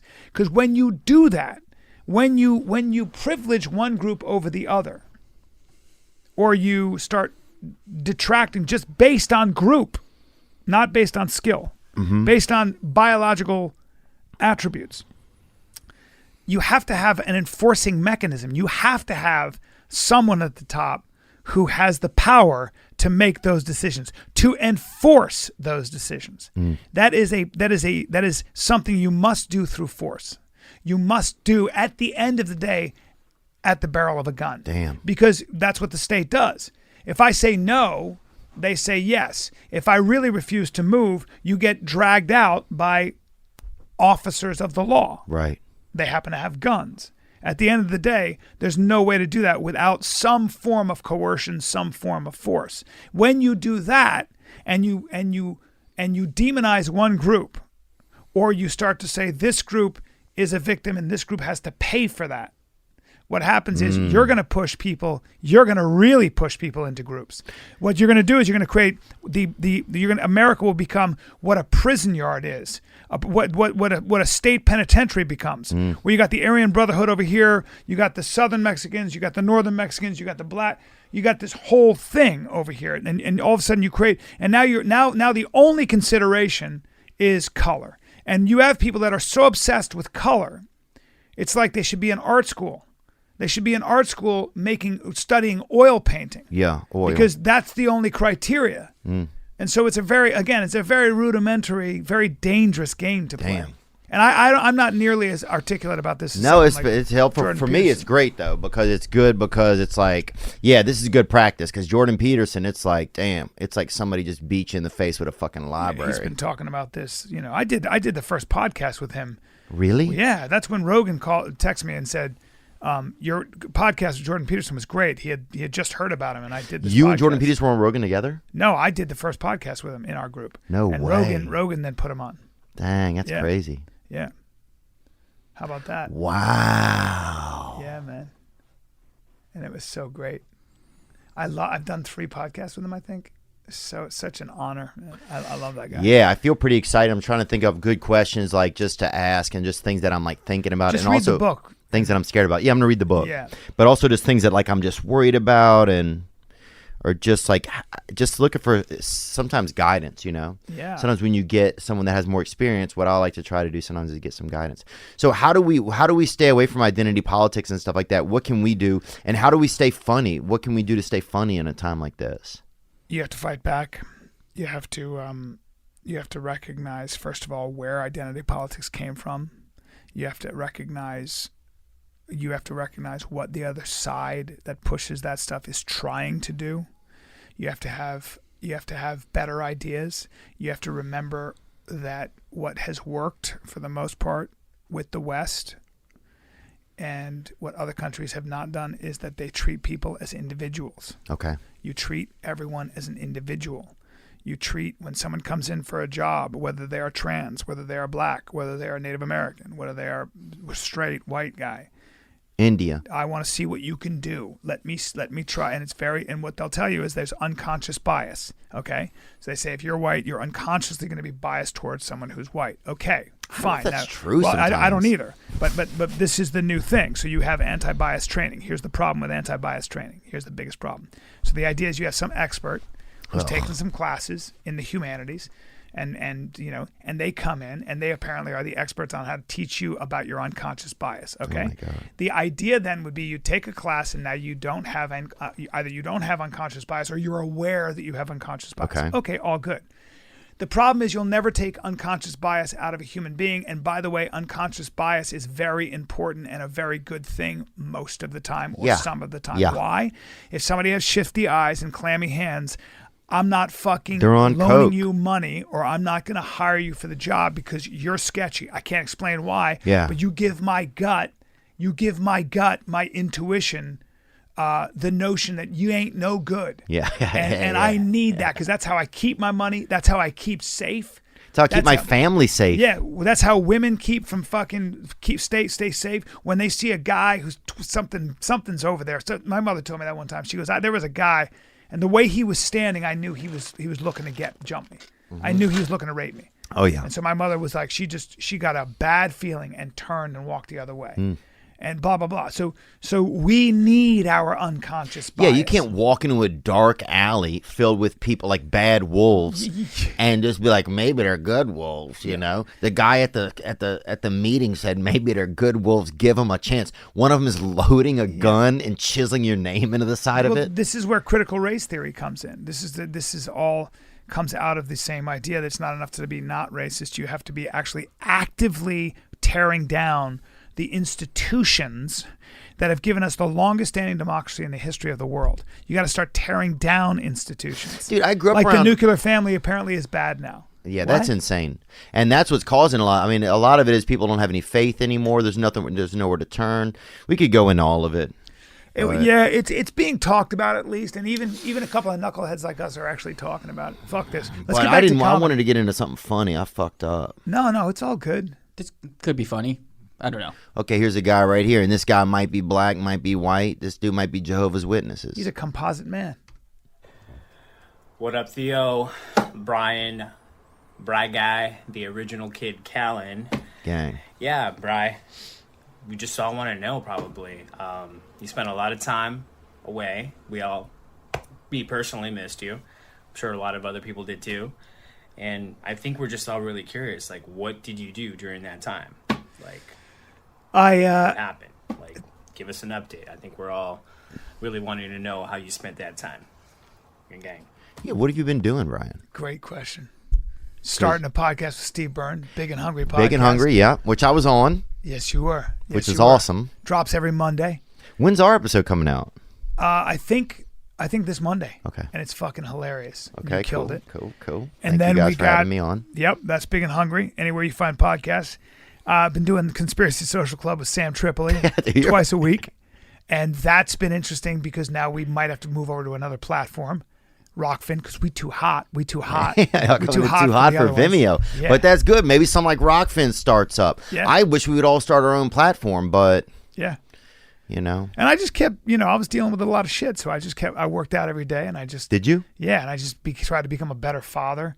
And I was going through a divorce, but that ended very amicably because me and my ex get along really well, and we raised the kids together, and we didn't need courts, and we did some lawyer stuff just because it's detailed, but other than that we did it great, and I'm proud of that, and I'm proud of her for that. We ended it really, really well, and because the kids are our priority, and then I don't know, man. I just I brushed up on my kung fu. Did you? Yeah, dude. There's something about that staying physically active. How important was that, man? It's called communicating with your body. That's what you do. So when you do a sport or you do anything, you're communicating with your body. You it only gets harder as you get older. Oh, right? yeah. But that's almost the point. Like embracing the suck. You don't have to work out an hour, dude. You can fucking lift for 20 minutes and kill yourself. I worked out for 15 minutes yesterday. I'm sore as fuck. Yeah. But the way you do it is what matters. But then you do a sport. Get good at something, man. I always say this to people if you're young. Get good. I don't give a fuck if it's salsa dancing. If you get really good at salsa dancing, it will open up a whole world for you. If you get really good at jujitsu, if you get really good at the flute, I don't give a fuck what it is. If you get really good at anything that requires like practice on a daily basis, the answers lie there. Yeah, and then you're going to come in contact with other people who have gotten really good at things, and you're going to be introduced to so many more things then, and you're going to learn from the best. It's just, there is something that's so valuable about just having spent some time doing things. Man, I've been trying to get into jiu-jitsu more, and I'm really enjoying it. I'm a white belt, currently white belt. White Belt Nation. White Belt Nation, dude, also. Hard Scarf Club. And I'm looking to compete maybe at some point. That's great. I don't know if I'll compete this year. Yeah. But the hardest part people don't realize at my age, I have to do yoga probably 4 times a week to stay in enough of a comfortable physical space to then be able to go even to the jiu-jitsu class. So it's like there's so much that has to happen outside of the place. Yeah. Yeah. But I started eating liver crisps, like liver jerky. Yeah. To get I got a damn menstrual cycle in the back of my throat half the week, dog. I'm fucking ready to go, son. Let's fucking go. Straight up carnivore. Oh, I could spit in the air and a fucking wolf will show up and catch it. I'm ready to go. So I've been trying to challenge myself a little bit more in that space. And then, some of that learning in jiu-jitsu, it takes like the anger that's inside of me, it takes it out of my body.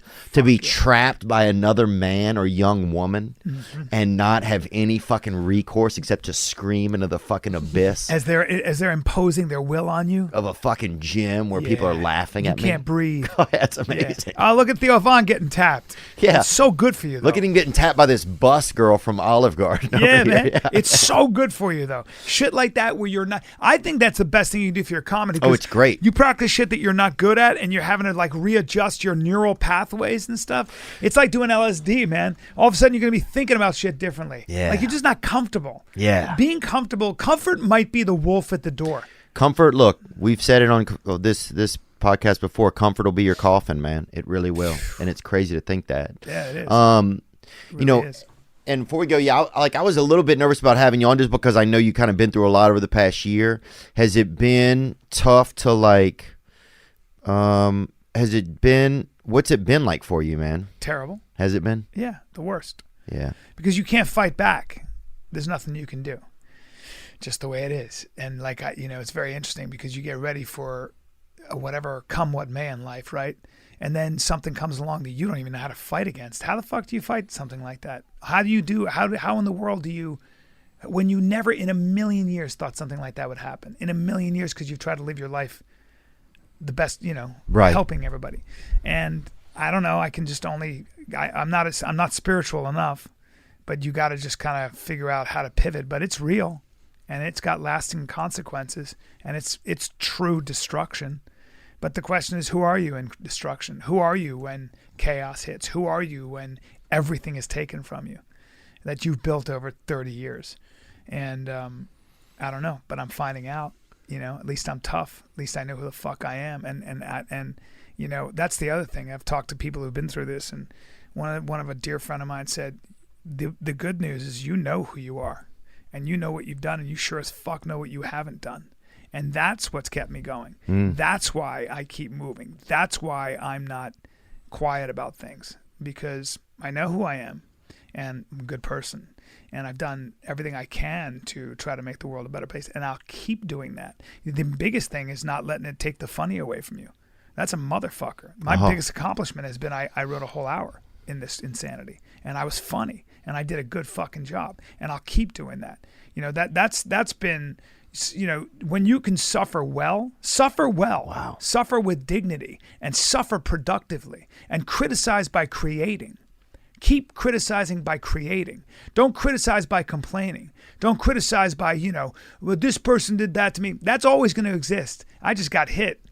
Okay, Now what? That's good for me to hear, man, because I do that sometimes. I'll fall, especially in this past year, and I think a lot of us have. We've fallen into the complaint and the fear and the outbursts and the speak. But yeah, to be able to stay creative. That's it, man. Has there ever been any like actual court case or anything that's followed up from the accusations? No, not at all. Okay, not at all. And because you're talking about an accusation that is 21 years old, dude. This is somebody. I don't want to get into the details, but this is somebody. And I'm not trying to get you into it. I just wanted to know. This is somebody I mean, it's insane. I don't know what happened, and I'm not interested in speculating on that. But there was never there hasn't been like a court case. There's not like No, because absolutely not. Right. Well, that's two things. There's one thing. Ready for this? I didn't do it. Right. There's always that. The good news is I didn't do it, and that's I mean, I'm always hesitant to say this, but the number of women, and I put it in a Dropbox, and I sent it to my lawyer and my publicist. The number of women that have been in my life over the past 25 years that reached out without me doing anything. A couple of them are high profile who've gone through this stuff with Harvey Weinstein. Wow. The number of women that actually reached out to me and said, I can't believe this is happening to you, was so heartening to me. I put them all the texts. These people I hadn't heard from for 10 years, 15 years. When you hear from that many people and yet to hear someone I put it all in. I have it all saved. Right. I have it all saved. It's pretty devastating. It's pretty cool to have that many people that you never even reached out to reach out to you. Then you have some people you haven't talked to in 10 and 15 years. And say, hey, you were a good guy. Like, I can't believe this is happening to you, and I'll be a witness for you. Wow. That's like, that's what I hold on to, those kinds of things. But sometimes when somebody writes an article, it never goes away. They just, your reputation in many ways is destroyed in certain circles, or it shuts off your ability to do anything in certain facets. Right. And so, okay, that happened. Now what? Let's move forward. Yeah. But I'm never going to shy from it. I'm never shying from it. And I'm never going to hide. And I'm never going to put my head down because I know who I am. And I know the truth. And Jordan Peterson says, in chaos, all you can do is tell the truth. Damn. And, and that's what I said to the first thing I said to my lawyer and my publicist. I go, I need to know that you guys know that I'm innocent. I don't want a hired gun. I don't want anybody who doesn't believe fully that this is, and so I provided them with the evidence. But that's okay. Well, I'm sorry for not being brave, like just trying to be brave or to be more supportive. I think not your job. This is a very scary time. So I'll stop you right there. This is a very scary time for everybody because if they can come for me, they can come for anybody. Well, I just wanted to be able to, at least to be able to have a place where people can be heard, whatever to have a discussion or just to be ways. Yeah, it just felt like you'd never even had a chance to be heard in some ways. No, you're not. You're not. We have built a world where due process doesn't exist. We have built a world where, like it or not, and there's arguments on both sides, where allegations alone ruin everything. Allegations alone destroy your life. And that's a fact. And I really wonder. That's spooky, man. Well, it's not good for anyone. Not for your Halloween, son. Man. It's not for your brother, not for your father, not for your friend. It ain't. And again, I always say this, if you want to build a world like that where there's no due process, where the court of public opinion can destroy your ability to feed your children, you're next. Yeah. I always say that. So, Oh, yeah. I just don't see how that ends. I don't see how that ends well. Well, it just gives all the power to one side. And that's an imbalance of power is never good. So we're trying to figure it out. We're all trying to figure it out. Well, yeah, I appreciate you being here today, man, and making me feel, and just, talking to me about it, and also just talking about just whatever, man.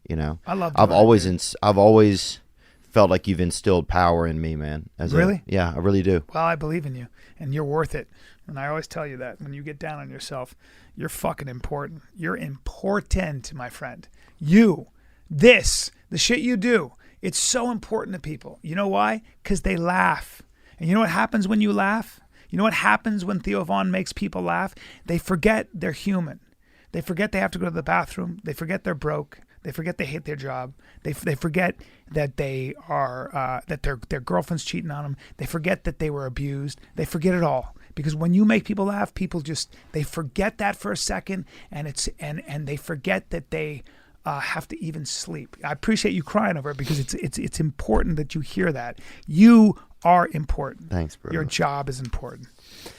Well, I appreciate you always making me feel important, bro. Yeah, man. And thank you guys, man, for just even letting me start doing podcasting, man. You know? You were undeniable. How the fuck how are we gonna deny you? You're just too undeniable, and you put your fucking time in, man. How many years did you put in, including your childhood that made you the comic that you are? So yeah, if you include childhood, dude, a decent amount of years, dude. The bed wet until 30. Bro, if you include the fucking night shift of changing my own sheets, that's why you wear those diapers. That's not sexy, dude. bro. That's bro, not I sexy. remember at one point I would take a fucking towel or sheet or something and wrap it around, make this big diaper, and stuff as many t-shirts as I had in there. So when I pissed again, it would just absorb it, and I could still just stay asleep. How long did you wet the bed for? Oh, easily, no joke, 30 years old. Oh, is that right? Yeah, man, I was just a traumatic sleeper. Yeah, bro. I was just fighting fucking dragons. Yeah, man. People are like, you're going to piss? Like, yeah, I'm going to fucking piss now, dude. I'm fucking battling a fucking orca with long arms, bitch. Comics are so special and unique. It's so interesting. Like, comics, like, what It was the dark dysfunction arts. you need? Dude, I remember I used to wake up in the middle of the night because I remember hearing that animals could get you at night. Animals could get other animals if they hadn't urinated in an area. Yeah. And I would piss around my bed in a circle from my bed to keep the fucking animals away. Goddamn right, and it works, man. Yeah, and there's nobody checking in with me to make sure everything's okay. That's the golden ring, Nobody bro. coming in my room and noticing that there's just soggy spots in the fucking floorboards. It's the golden ring. Yeah, it's the golden ring. Keep snakes away. Yeah, dude. Roaches, black Kept it widows. all away, bro. Yeah, man. God, yeah, what a fucking battle. And vampires. I think piss keeps the vampires away. If you're a righteous man, you piss righteous. Even vampires go, this piss smells good. This smells like it comes out of a man who does good, a man who hates himself but puts out good in the world. It makes other people feel that they're okay. Makes them forget they're human. Well, we keep doing our best, man. Yes, sir. We keep doing our fucking best, appreciate bro. you, brother. Yeah, man. I'm glad to see you big and hungry. You guys can check it out, obviously. Mm-hmm. And one of the pioneers of podcasting right here. I'll be in Jacksonville, Florida, Comedy Zone, March 4, 5, and 6.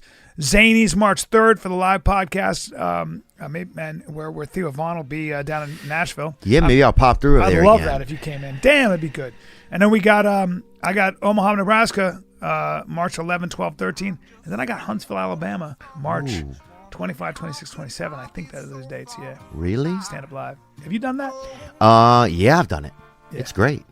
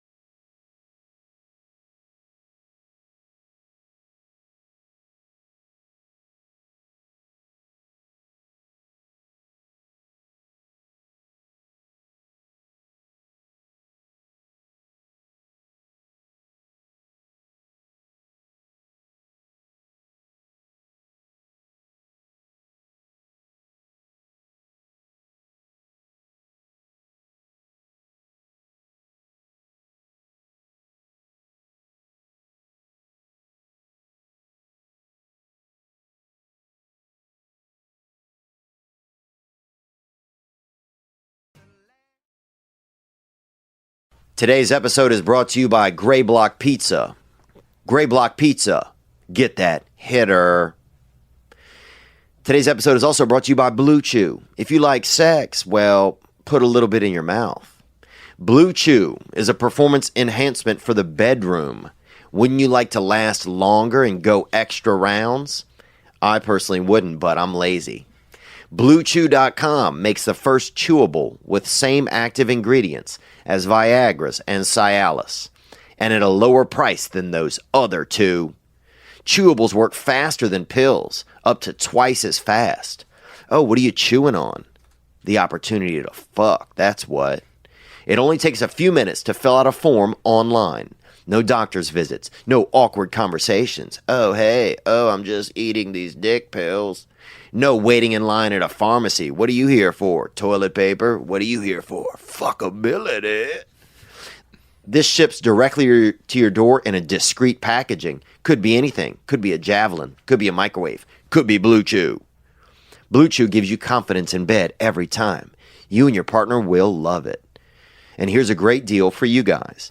Visit BlueChew.com and get your first order free when you use promo code Theo. Just pay $5 shipping. That's BlueChew.com and promo code Theo. Chew away. And now, let's get into our episode.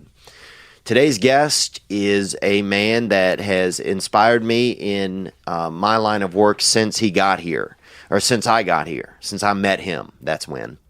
And he is the popular host of one of my favorite podcasts called The Fighter and the Kid, one of the first podcasts I was ever a guest on. And he's always been supportive. He's absolutely hilarious. He has a new special out right now called Complicated Apes, which he says is his best work. But more importantly than all of that, in a time when states are really starting to take back their stronghold from unified America, we decided to have a March Madness where every state is up against every other state in an all-out war. We've built the brackets on the back of our producer, Nick Davis. We got little Gianni in here to frickin' giggle in the distance. We put together a March Madness this past weekend State Wars bracket. And who better to help us break down the games and advance the states forward than just really one of the smartest guys I know.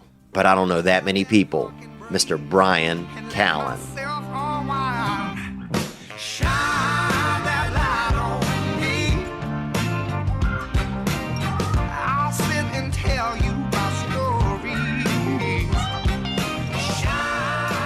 Do you think there's going to come a time where there's that cutoff line? And I was just talking to Joe about this the other night, where there's a cutoff line where there's people that can live forever and there's people that can't. Yeah. And there's going to be... Well, because money will be the delineating factor. Oh, wow. When you can get a chip and you can download certain things into your brain, you'll buy the software to learn how to fly a helicopter. Or to get your black belt in jiu-jitsu. That's a fact. And the more money you have, the more skills you'll have. But then the question becomes, to what end? I wonder how fun it is when you have that skill base and you can speak a language fluently, whatever that language might be. Right. But you didn't work for it. Yeah. So if you didn't work for it, but you have that understanding, I'm not so sure. I wonder what kind of benefit you get from that. Like, do you glean the same kind of satisfaction? Because it takes a long time to be good at something. Yeah. Do you have any you get understanding. Joy? You develop understanding from practice. Yeah. You develop understanding from spending a long time at something. You understand? Like, you know what I mean? Well, that's because you're young, my son. Now come sit on my lap. Yeah. Oh, bro, I've seen how this ends. That's the whole point. Dude. That's how this ends, bro. That's that class action lap suit. I've gotten a couple of emails about it. That's exactly right. But no, it's like if everything just becomes, it's almost like a universal basic income idea. It's like if everybody has it, is there any value? Are you going to care? You're just going to put the Spanish chip in when you get fucked up to be at a party and be like, I'm Spanish, you know? Well, you have that Jocko Willink book here. And so why do you like Jocko Willink? When you look at Jocko Willink, you go, well, the guy he's a black belt in jiu-jitsu. Sometimes he taps Dean Lister. So he's really good at that. He worked really hard at the art and intricate system of jiu-jitsu. Oh, yeah. And got downloaded enough of the moves and stuff to be able to kind of cut you off before you make your move, whatever. He's strategic that way.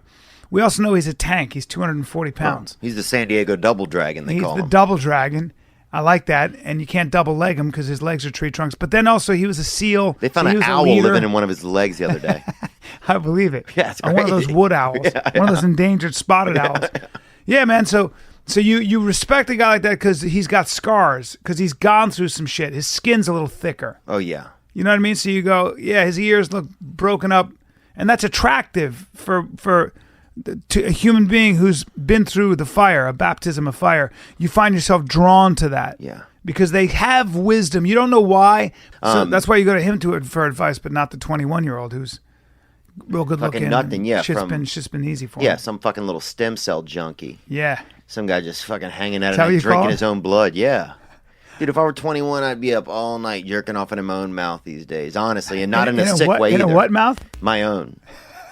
Well, you can get. I think you can get we wasted all those transfusions. stem cells. Think about that. You can Leaving get them blood. outside. You can get blood transfusions from young people. They do that, right? See, that's what I think it's going to be. That's going to be that line. I think the young, like you're saying, it's going to be money. I think it's going to be farming the young. Yeah. Well, I think that the one thing man has always wanted. What's the one thing man's always wanted? What's the one thing man loves? This is from Socrates. What do you think Horses. it is? Good, close. I like that, and we do like horses, but we use them as tools. Yeah. What is the one thing man universally everywhere wants? Women. No? What do you think it is? Contentment? No. It's to live forever. It's immortality. Yeah. It's why we love our children. They push our genes forward. It's why we love our work, because we leave a legacy behind. And man does whatever he can to leave a mark. It's why being significant, especially for males, being significant is so fucking important. And whenever you compare yourself, like you get depressed and you go, I don't know, I feel like I could work harder, because you don't feel like you're significant. You're not doing anything that makes you feel like you're leaving a mark. That Yeah. sometimes, I don't know if that's true, but sometimes that could be the case. You want to leave That's a good mark. book. I've read that. But there's all that shit that kind of that comes into it. So immortality, we've always wanted to live forever. So now with new longevity drugs and technology, holy fuck. It's on the horizon. Woo! Yeah, man. Forever. I'll fucking see you in 3010. That's what it is. But then what? You know what I like about living forever? If you told me at 50 I was going to have the same energy as a 20-year-old, which I do. Yeah. Which I fucking do. Oh, your Fitbit, dude, the other day just fucking blew right off It your wrist. blew off my wrist, bro. You saw that, right? I saw that, yeah. Yeah, I don't run a sprint. All right? And a lot of times I run with sand. Yeah. 2 buckets of sand and a bamboo pole over my fucking back. And I run hills, you bitches. Somebody said that you had 4 shoulder blades. Is that true? No, it's not true. It just looks that way because I got muscle on top of muscle. I'm the first comedian to develop muscle on top of muscle.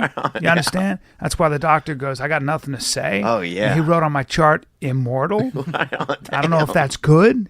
I don't know if that's good, but he looked at my blood panel and goes, well, guess you're never going to die. Oh, you're that hemoglobin bad boy, That's dude. what it is, I like brother. that. That's what it is. That's why you could sell my plasma on the black market for as much as rhino horn goes for. You know what I'm saying? Jesus Christ, man. Fuck, and people bro. are getting into that. Hell yeah, I could cut a diamond with my dick right now. Damn, dude. Yeah, I and we work can hard. do that. Yeah, I stretch up and I stretch hard. That's crazy. Yeah, now come over and sit on my lap. No way. All right, whatever. This guy's that Fucking baby. This guy fucking obviously I hope is this is a being manager at a recorded, Chuck E. Cheese.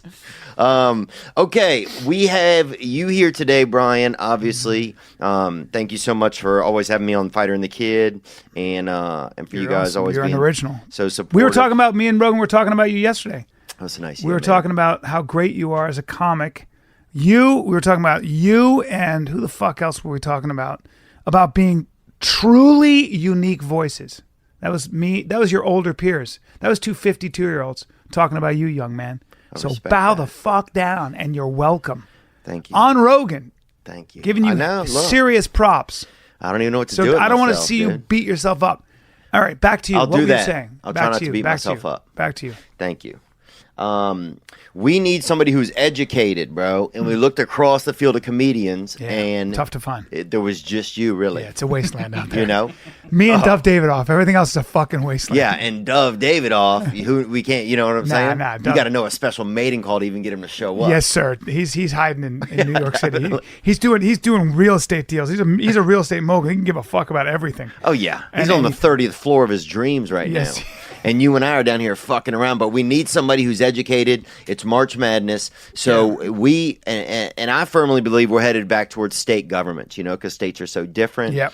That in 5 years, 10 years, we could see states, just building their own kind of walls or just delineating their own things that fit for their people. So we want a March Madness. If these states win at it. Who would win? And we want to get to the Final Four. We're going to go through at least the first outer round today. Okay. And let's start. Nick is going to be our referee. And I was the selection committee as well. That's why some of these states got byes. But yeah. Yeah, good. Okay, and what were the byes based on? Population.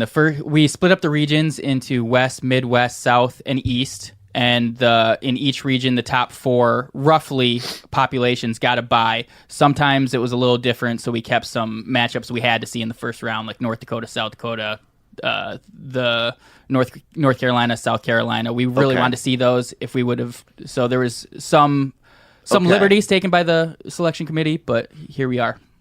Okay, finally. Okay, cool. So let's start with that first round. I zoned out. Oh, dude. I was looking at that poster, but I love that painting. The road to the strap goes through the rat. Yeah, man. That's because of you guys. Shit. You guys made the belt, man. Yeah, I like that, man. That's when we freaking sent Rappaport up the river, bro. Yes, he was did. done after that. Yeah, he put his gum under the table. He put all of his ideas into a piece of gum and just stuck them under the fucking table. Should. If you need Rappaport, he's in the back of my sock drawer, motherfuckers. Yeah. All right, now go on. Okay, so where are we starting, Nick? Let's rock. Let's start in the upper left here, the Midwest. Number 5, Wisconsin versus number 12, Minnesota. Okay, in a war? Yes. Okay, here's the thing. Yep. I'm going with Minnesota. Couple reasons. They're both basically the same people. The difference is Wisconsin's got a lot of Irish and a lot of other things, a lot of whiskey going on, a lot of cheese, and a lot of junk food. So they're not moving as quickly. Yep. Minnesota's land of the giants. If you know anything about the history of Minnesota, the people from Scandinavia, especially Norwegians, a lot of Swedes settled up there. Now, they take to wheat, and they take to milk, and they take to farming right good. Yep. And they're not afraid of those cold Minnesota winters, on top of the fact that they're super organized. Why? Because they're an agrarian people. Yep. And if you're not ready for the winter and you don't have a sense of time and organization, if you don't understand how to fucking follow rules, which means march in lockstep, lock and load when you're told to and let loose when you're told to, if the cold does not bother them, and they got big Scandinavian hands that can hold swords and guns and clubs and whatever else they need. Yep.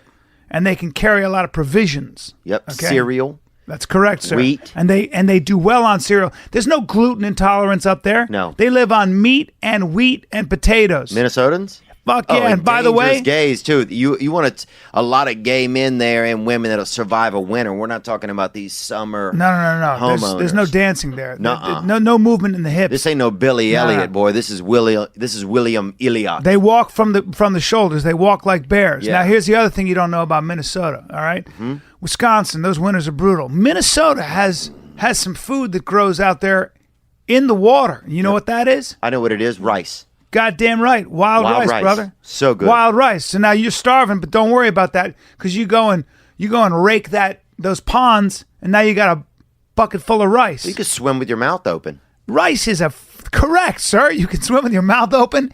Rice is a fantastic carbohydrate. Yeah. Keeps you going in battle. Minnesota all day against Wisconsin in a war.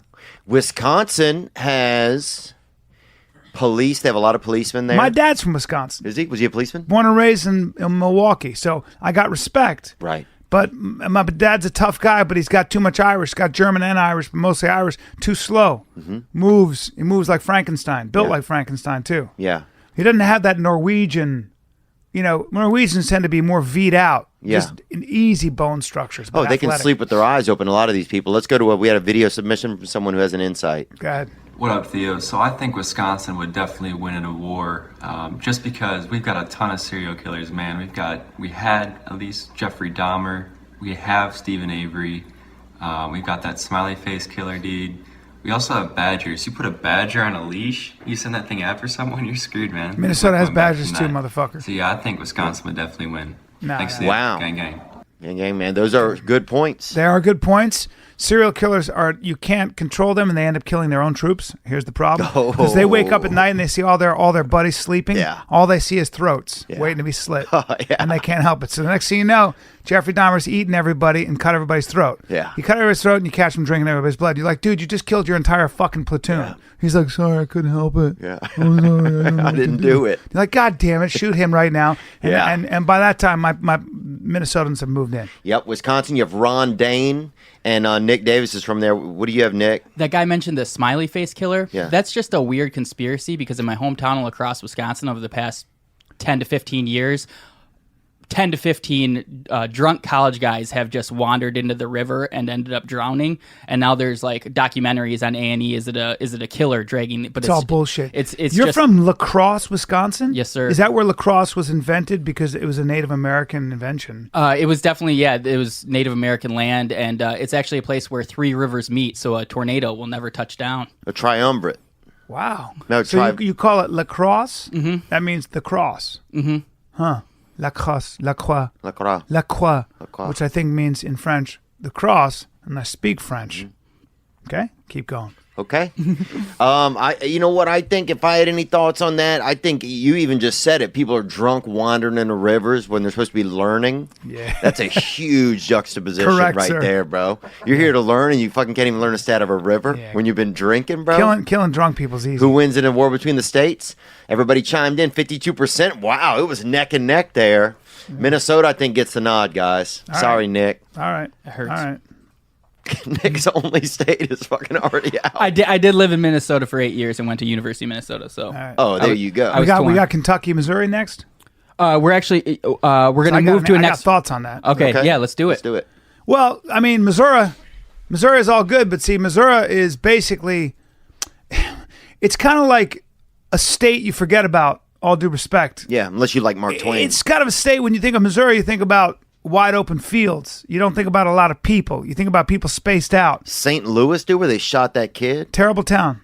Might be the worst town in the world. But Actually, anyway. pretty true. It's getting bad. Yeah, and there is a lot of racial division there. Oh, yeah. So you're not gonna get black people to be like, hey, come fight our war. They're gonna be like, I got my own war to deal with, motherfucker. Yeah, I'm fending Why off. do I want to support you? You haven't been supporting me, so kiss my ass. Yeah, I'm They're not fending gonna- off 9 people by this Hardee's over here already. Yeah, man, they've been in a war, so shit ain't easy. So Missouri's just not organized enough. Now, here's the thing about Kentucky. Oh, yeah. Now, Kentucky's where the Hatfields and McCoys come from. Mm-hmm. Don't forget that Kentucky is where it was settled by the Highlanders of northern England. Oh, God. By shepherds, which Yeah. comes from an honor culture.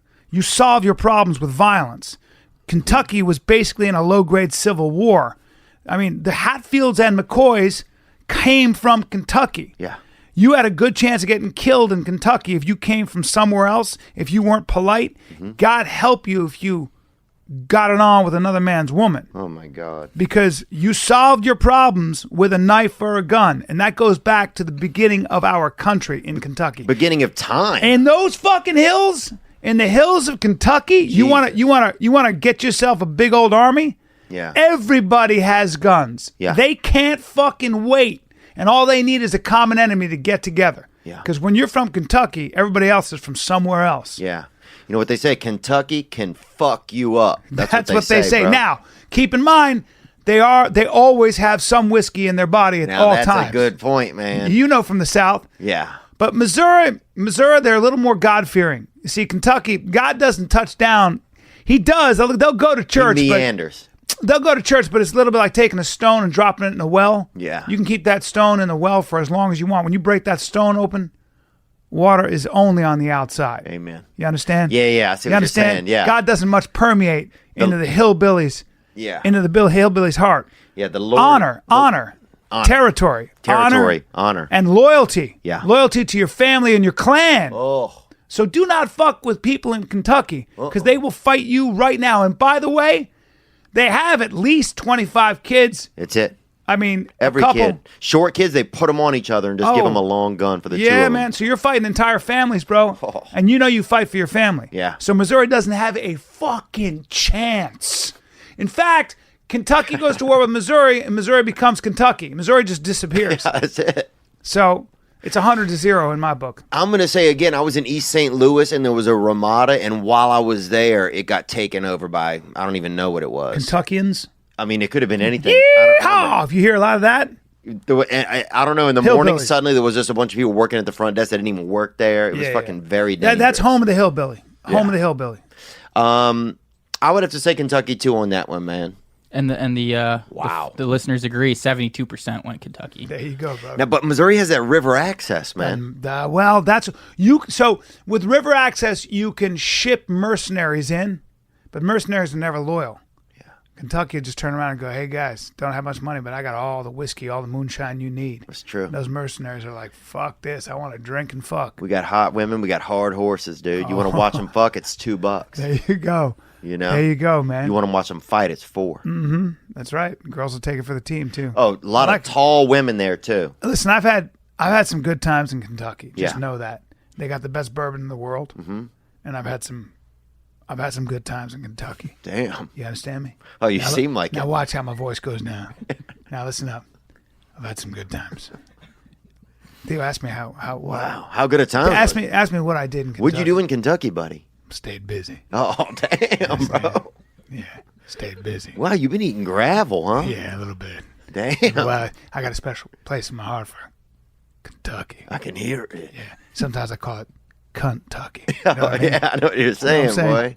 Because I'm a cunt crazy fool. Oh, yeah. Yeah, you understand? Oh, what's So- that in those hills? Oh, that's cunt. Yeah. That's Yeah. Kentucky. Yeah. I secretly say that among my friends, you know. Yeah. Now, I know nobody's listening right now, so I can say this to you. Oh, this is safe between you and me and That's this it, plant. brother. That's it. Kentucky. Kentucky. Yeah. Is that's a gonna good time. cunt their way right into the The second God round. fearing girls only on Sunday though. Oh yeah. The minute they're done kneeling in church, they. Oh, they got that Chick-fil-A plus. That is correct. You sir. know? That is correct. Kentucky. This thing's only open 6 days a week. You know. You better shut it down and put pickles on it. God damn. But I don't have any teeth. Don't you worry about that. Yeah. Daddy didn't give a fuck about teeth. Yeah. I'm kidding. I've seen some beautiful women in Kentucky. Yeah. And the men, though, I feel like come in a little bit. The women are really the prize over there, and the women can fight in Kentucky. Oh yeah, and the men can too, and they will. The men sniff the air. There's no talking. Yeah. The men in Kentucky will go. Yeah. You're raised to go. You understand? Oh, that's the instinct belt. Oh yeah. Now let me tell you what a man in Kentucky does. Yeah. When you come at him, he'll meet you halfway. Oh, Jesus. You understand? Yeah. He'll So you don't meet even get to go all the halfway. way there. He's Nah, he meet you halfway. Jesus. All right. And it's just out of kindness. It's the only place I've ever had a guy try to fight me for no reason. Wow. Yeah. And by the way, I was ready. Damn, bro. I was in a threesome one time in Indiana. Really? Yeah. How was that?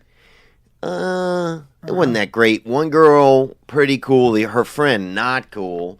Not very attractive. You know, not that matters, but it also matters. And she kind of looked like, remember back in like vaudeville, the vaudeville weightlifters, like those people that would wear the one strap and the thing, and it said 1,000 kilograms on it, you know? She looked like that old school bodybuilder, you know? Well, and she was on the side of the bed doing fucking like, I don't know what she was doing, burpees or something, while me and the one girl were having sex. And they didn't even really know each other that good. Yeah. So they were also trying to get to know each other. It was fucking awkward. It was horrible. My friend had a scale, and one of those old school scales where you can measure somebody's height. Mm-hmm. He brought a girl home. He's a big guy, played football, and she was thick. Oh, yeah. Thick.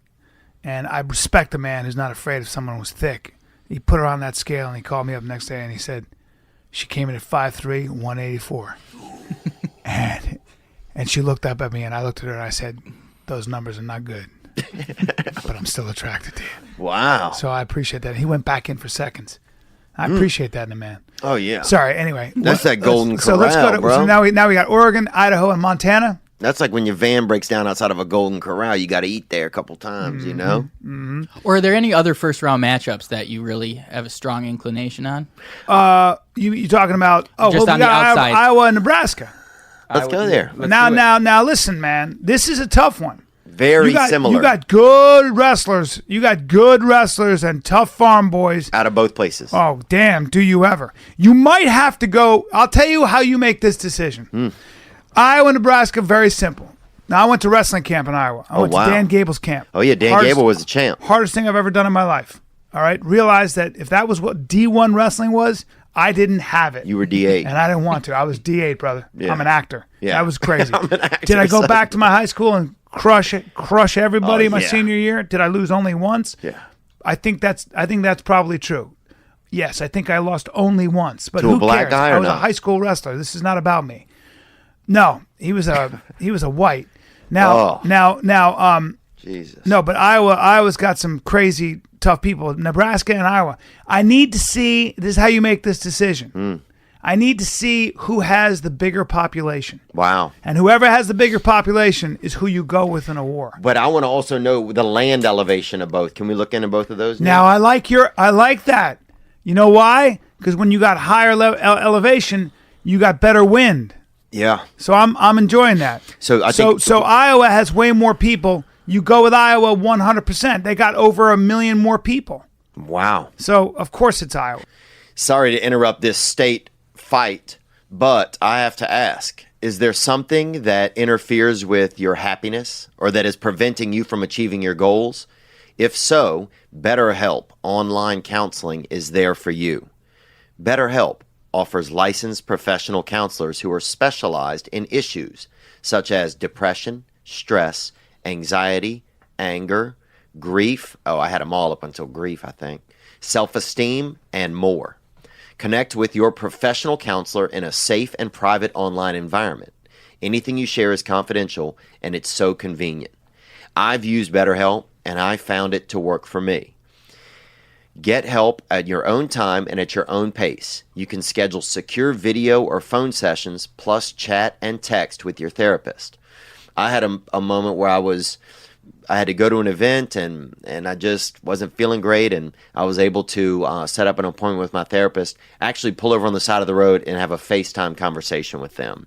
So BetterHelp really can facilitate these different options. If you're not happy with your counselor, you can request a new one at any time. Best of all, it's truly affordable. And this past weekend, listeners get 10% off your first month with discount code TheoVon, no spaces, TheoVon. That's right. Get started if you need help. Go to betterhelp.com/TheoVon. Now, if you have a therapist and that's working for you, then stick with that. And if you don't need help and you're doing great, then that's awesome. Help others. But if you do need help, I just wanted you to know that BetterHelp is an option. Simply fill out a questionnaire to help them assess your needs and get matched up with a counselor you'll love. That's betterhelp.com/TheoVon. And now, back to the anarchy. But the population alone. Yeah, you got to go Iowa. You got to go Iowa. If we go population for all the matchups, it's going to be a quick March Madness. So Right, but it's So not. that might have been a bad So But no- I'm only using population in this instance because they're so similar. They're so similar. I don't give a fuck how many people. Missouri could have all the people. Kentucky's still kicking their ass. Well, here's the thing. If you were in Iowa, they got the same stuff Nebraska's got. Except people in Iowa say they're in Iowa, and people in Nebraska say they're in Nebraska. Mm-hmm. That's the only difference between What a lot happened of them. there? Ooh, Iowa 41, Nebraska. Wow, 59. Well, you have the Corn Huskers, you have the Hawkeyes. You have more Hawks in Iowa, Yeah, so you can have more things. That aerial. tougher teams, more winning. I don't know. I don't know. You got B.J. Armstrong came out of Iowa Yeah, State. you got some tough kids from Iowa, boy.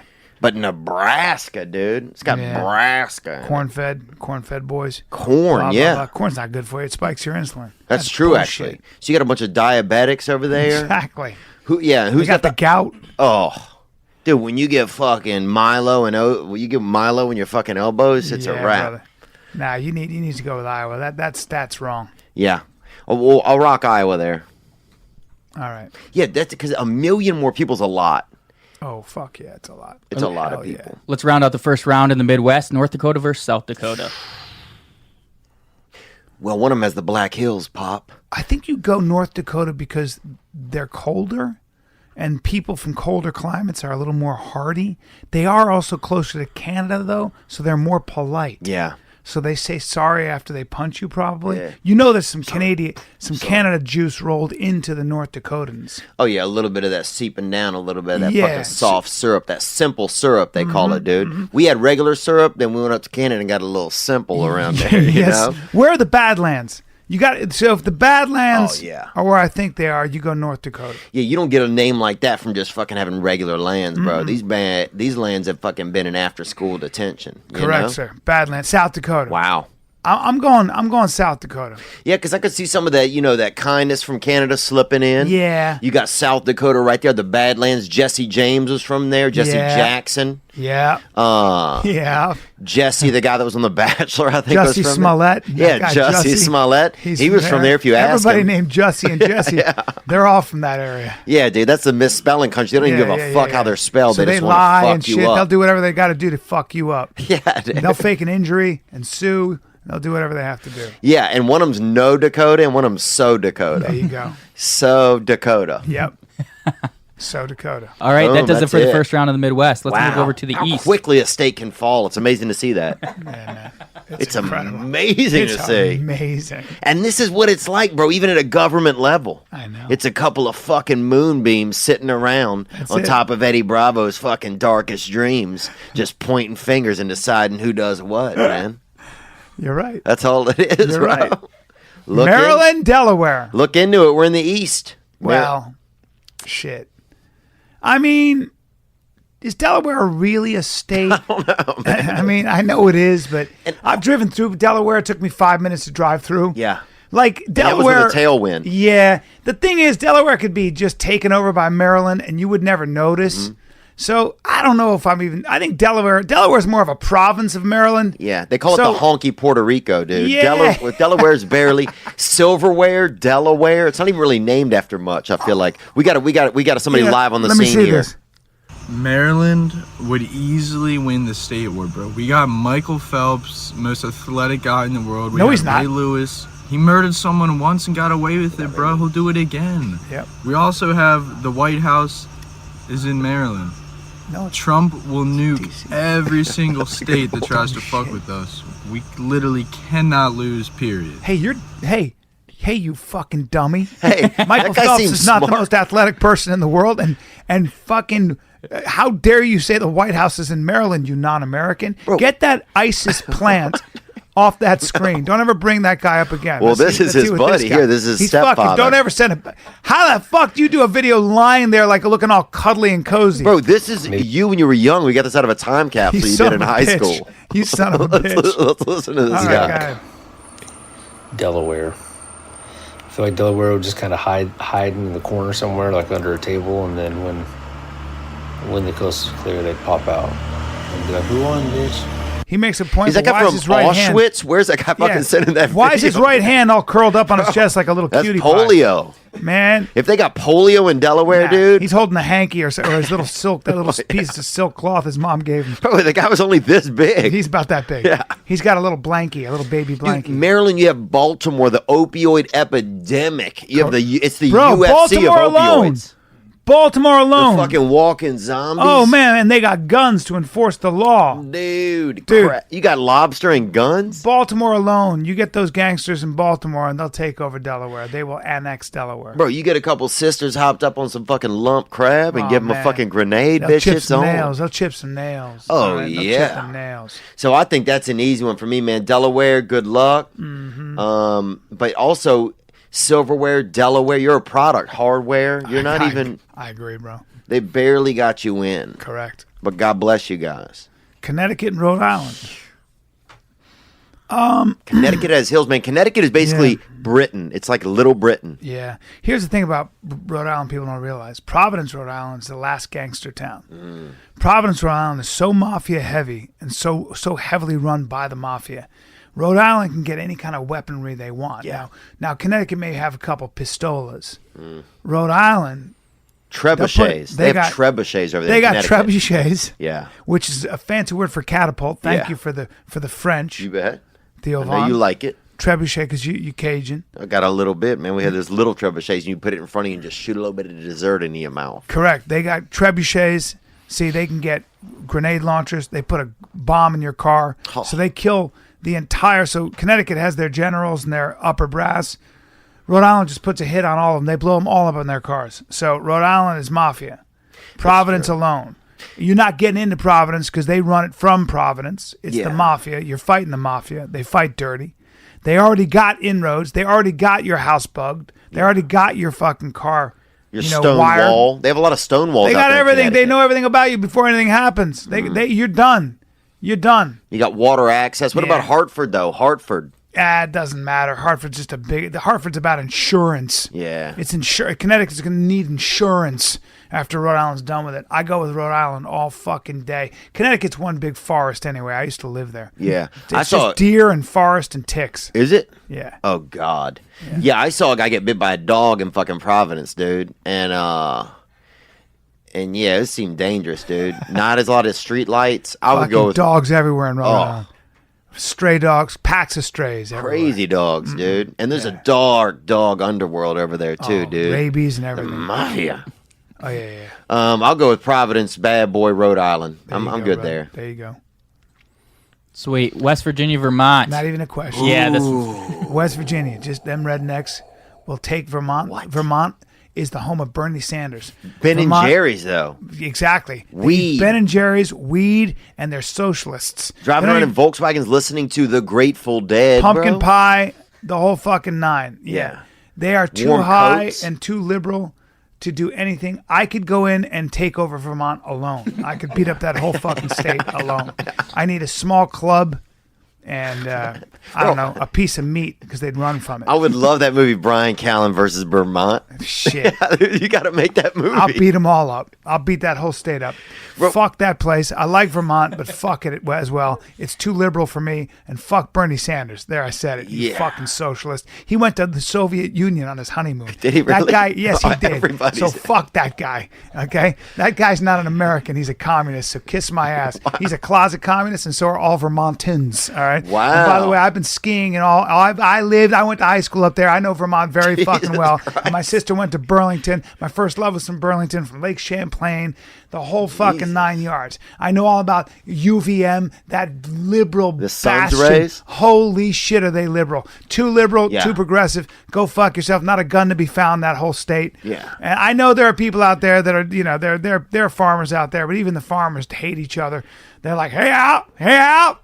That's how they talk. When they say, ask me a question that ends in yes, where I got to say yes. Oh man, do you have a lot of different senior diseases? Hey out. That's how they say yeah. crazy. Hey out.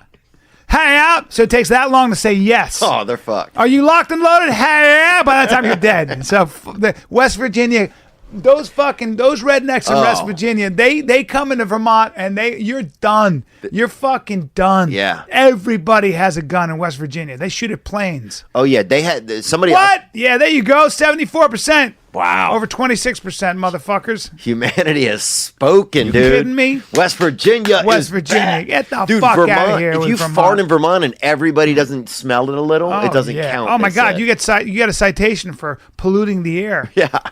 Fucking- That's crazy, Oh, man. Vermont, my God, the People's Republic of Vermont. You out of your mind? The Catamounts. Shit, man.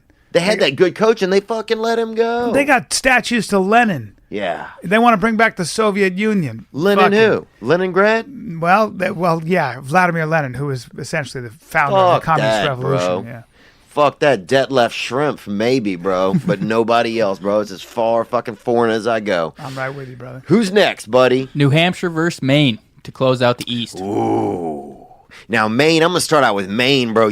First of all, you got a lot of celebrity money living off the coast up there. Kirstie Alley has a summer Yes, home she up does. there. John Travolta sneaks up there with young men from the mainland. You got you got Goonies out there. That's the Whaling. fucking, You got whaling. you got Waylon That's Jennings? where the whalers. Oh, whalers. The people who used Yeah. to whale, they come from Maine. That's a hardy stock, bro. They got the black bears Oh, of man. Maine, Nah, bro. Maine all day in this fight. 60 different berries that will fucking kill you. And they got the coast, brother. They got the sea. Bro, they have rock beaches. There's pictures of people laying on fucking sharp beaches in Nah, the summer. Maine all day. They got access to the sea. Everybody's which means growing they got weed. a navy. Yeah. And they can shoot over their own state and into Maine with those fucking submarines. They got, dude, and first of all, how do you even get to Maine? You know how hard it is going to be to get there to fight them? Yeah, you can't do it. New Hampshire, though, bro. What? Where? Yeah. 6 people live in New Hampshire. That's a good 6 point, people. dude. I used to go to. I spent my summers in New Hampshire. Did you? Yes. God, you were everywhere. I was. I went to summer camp up in Lake Winnipesaukee. Oh, it sounds like that lake troubled was childhood. so clean you could drink out of it. Jesus. Again, another progressive state. Yeah. Another state that's so clean it's ridiculous. With 'cause your nobody clean lives ass there. lakes. I grew up next to that tuberculosis sipper, the Chafuncta River, baby. That's what I'm talking about. By the way, son. the people agree. 64%. Oh yeah, when you grew up, you jump in that water, you can catch chlamydia. Oh, dude, my buddy jumped in, bro. He got out. He was 4 years older. I believe it, dude. That's 4 toxic years shit. fucking older, You got dude. an STD and you got eye infections for the rest of your life. Oh yeah. How's your eye? Better, right? It's okay, dude. Yeah. But can you get pink eye from your own butt or not? Probably. I got to Yeah. look that up. We'll look it up after this. You can't So be Maine- digging around in your butt and then scratching your eye. I wasn't. Oh. So that does it for the East region first round. Some interesting matchups in the second. And little Gianni over here, who's he's going to be in a movie with Olivia Smart coming You up, are? actually. Is that right? Yeah. You an actor? Yes. There you go. It's Octavia Spencer. Sorry, the black Olivia Smart. Yeah, are you in my special complicated apes that's now everywhere you can rent or buy? I you're- am, yeah. Oh, good. Yeah. All right. It's So great. see yeah. Johnny in Complicated Apes. Number one album on iTunes right I now. love the fact that we call him Johnny, too, now. That's fucking good. But Yeah. you know how they spell it where he's from? Rhode Island? Gianni. Johnny, you're Italian. You're from Rhode Island? Yeah. There you go. So you know about Providence. Rich, bro. Look at the stem cells in that little motherfucker, bro. He's a young kid with a full mouth. Dude, I'd Now, let me suck ask his you dick this. just to feel better, bro. Damn right. It'll You cure a Do cold. any wrestling or anything? I do boxing. You Yeah. do boxing. Yeah. You do I boxing. played hockey growing up a lot, like for probably 18 years. Where do you box? At Box and Burn in Brentwood with Tony So Jones. you don't do any sparring. A little bit. Not much because I'm an What do you actor. With Wow. Brentwood Schaub over there, he goes in the morning. Come over to Glove Works. We'll get you moving around the ring. Yeah, dude, yeah. Papa Callen take you around a little bit. See what happens. I want to see what your patterns are about. See if you fall for certain things. I'm not gonna beat. I'm gonna mark you up a little bit. I'm not gonna hurt you, but I'm gonna let you know. That's all. Just, Dude, his just let favorite you know. pattern's Burberry, bro. This guy has no fucking... Dude, Yeah, first of all, when he's a you're cute kid. skating on fucking water, when there's people who have no water... Correct. You putting up some numbers, bro? Like how much do I weigh? Is what No, you're I'm asking? talking about you putting up some numbers. Resting. Is this him? Let me see how he punches. You putting up numbers? All right, not Oh, you bad. got Tommy See. Gunn. You got that fucking AIDS You got some attack. speed, but I'm not liking where your hand is when you're throwing. I see too much of an opening. Yep, I See, come I'm gonna right up catch under. you there. I'm gonna catch that. All right, good. You athletic weights on your front foot a little bit too much, Yeah. but I like the way you're leaning forward there. But that's all right. Yeah, Dustin Poirier would beat your ass, though. He might. But the kid's athletic. Yeah. He's good, man. He's got a strong upper body. So if he ends up in a wheelchair, he'll He's still not a be pussy. fine. He's not a pussy. You were a hockey player. Yeah. Yeah, you're an athlete. All right, I appreciate that. Dude, it's easy to get around when you can slide on the surface. Theo, what sport did you? I want to know Huh? what sports you played growing up. Basketball, and I was outdoors all the time. I heard you could actually asshole. dunk. I could at one time. That's pretty impressive. Thanks, man. Got that tailpiece. That's why. Yeah, it was all ass, bro. They call me the flying ass. Yep. Yeah, bro. It was I remember. I got that the- fucking I got the cheek video. meat hit in the air. Cheek meat. God, boy, pink eye was my fucking defense. Yep. That's what I would give people. Watch his ass. He doesn't wipe. Fuck. There go my eyes. Sorry to interrupt, but you know how I do. Today's episode is brought to you by Uncommon Apothecary. CBD, you've heard of it. It used to be the Central Business District, but now it's from the hemp plant. But unlike its sister, Mary Jane, CBD contains less than 0.3% THC. It won't get you high. Several double-blind studies have shown CBD to reduce anxiety. It's also been shown to alleviate depression as well as pain and inflammation. You can even add some to your coffee in the morning for a mental kickstart. Best of all, it's legal without prescription in all 50 states.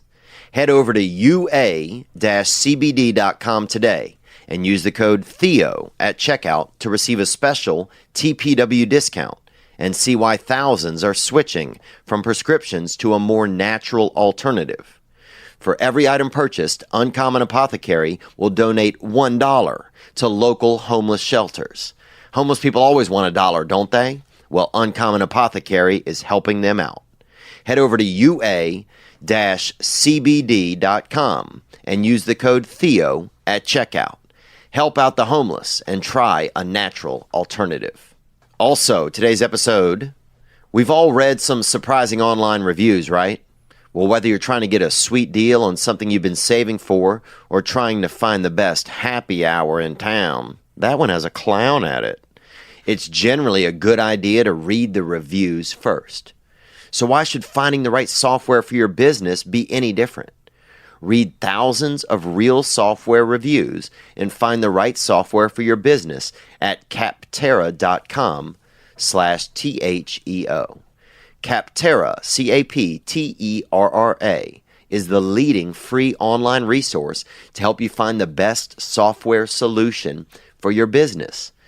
A lot of businesses, you're fumbling around. You're like, well, how do I find the software that fits me perfectly, that fits exactly what I do and helps connect me to the customer and make our communication and service easier and more accessible? Well, Capterra is where you go to find that software solution. With over 750,000 reviews of products from real software users, discover everything you need to make an informed decision. Search more than 700 specific categories of software, everything from project management to email marketing to yoga studio management software. Join the millions who use Capterra each month.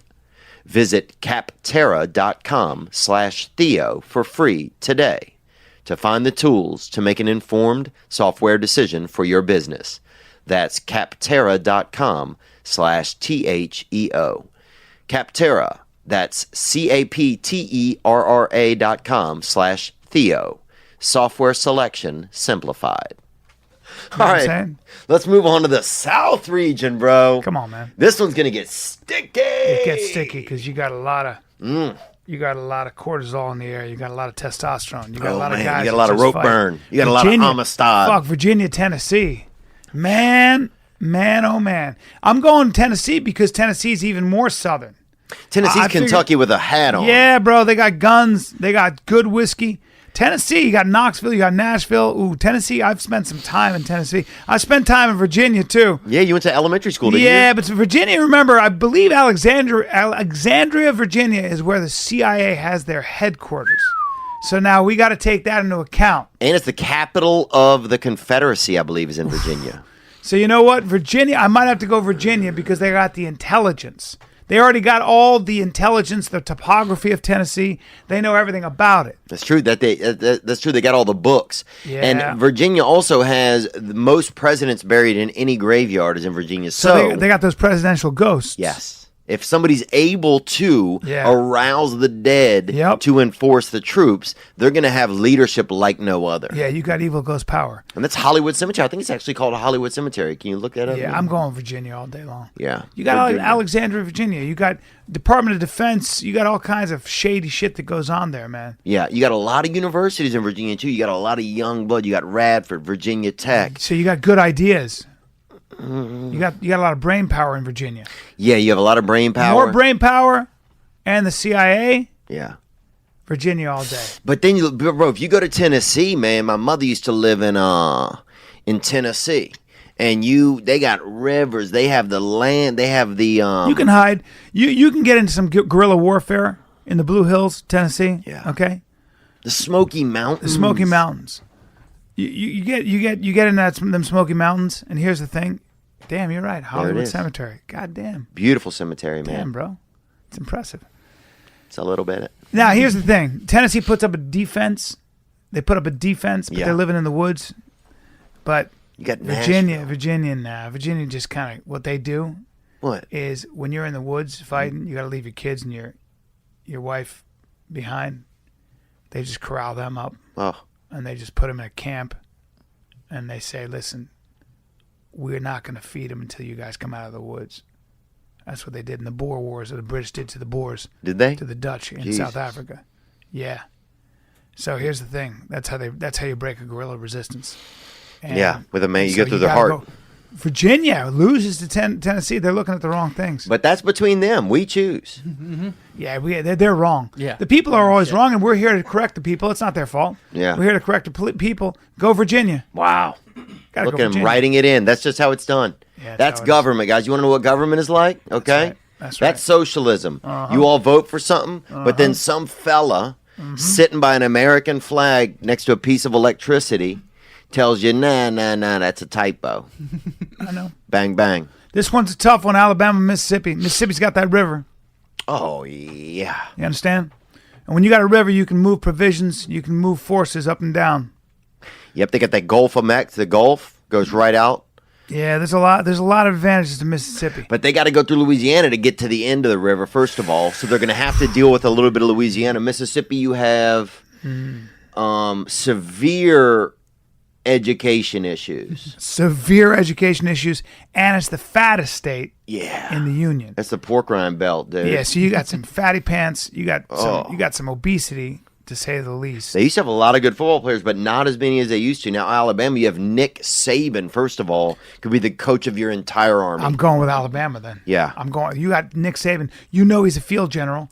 You know his strategy. So Nick Saban takes over and you're done. Yeah. Now, there are more alligators in Mississippi, but that just means more of your guys are going down. Yeah, you're trying to sneak around, bam, snacked on. Plus, you got malaria when the whole grid breaks down. Oh, yeah. You know, there's more water in Mississippi, so everybody's got malaria. You got Malaria Jackson over there, too, dude, and I think I went to middle school with her. There you go.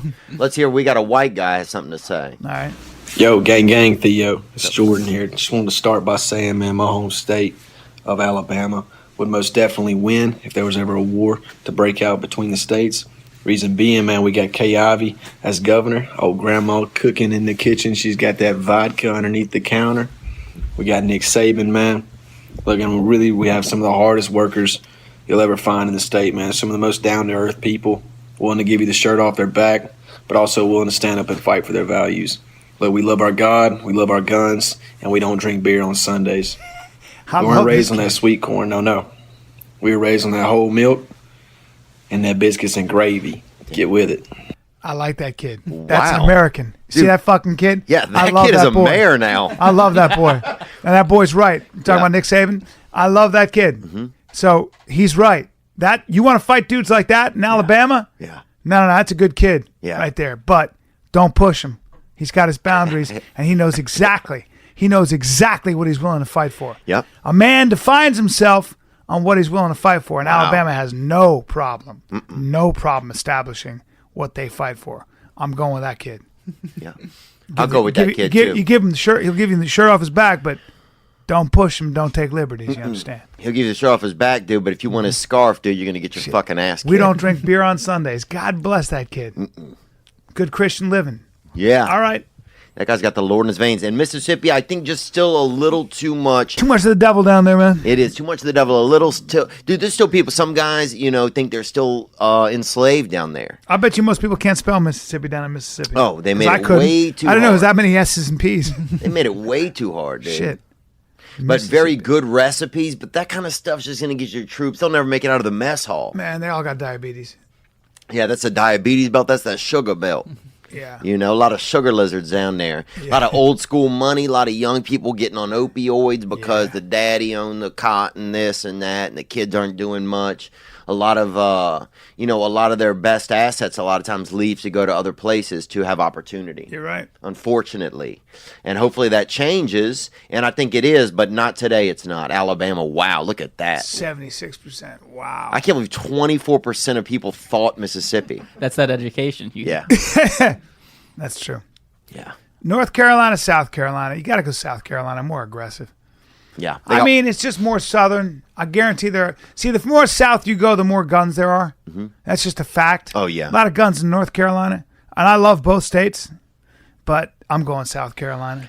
Man, I think right now in North Carolina, you got Zion Williamson over there, dude. Yeah. You have University of North Carolina. You have Duke. You have Wake Forest. You have a little bit more education. But then they're less apt to fight. They're more apt to reason.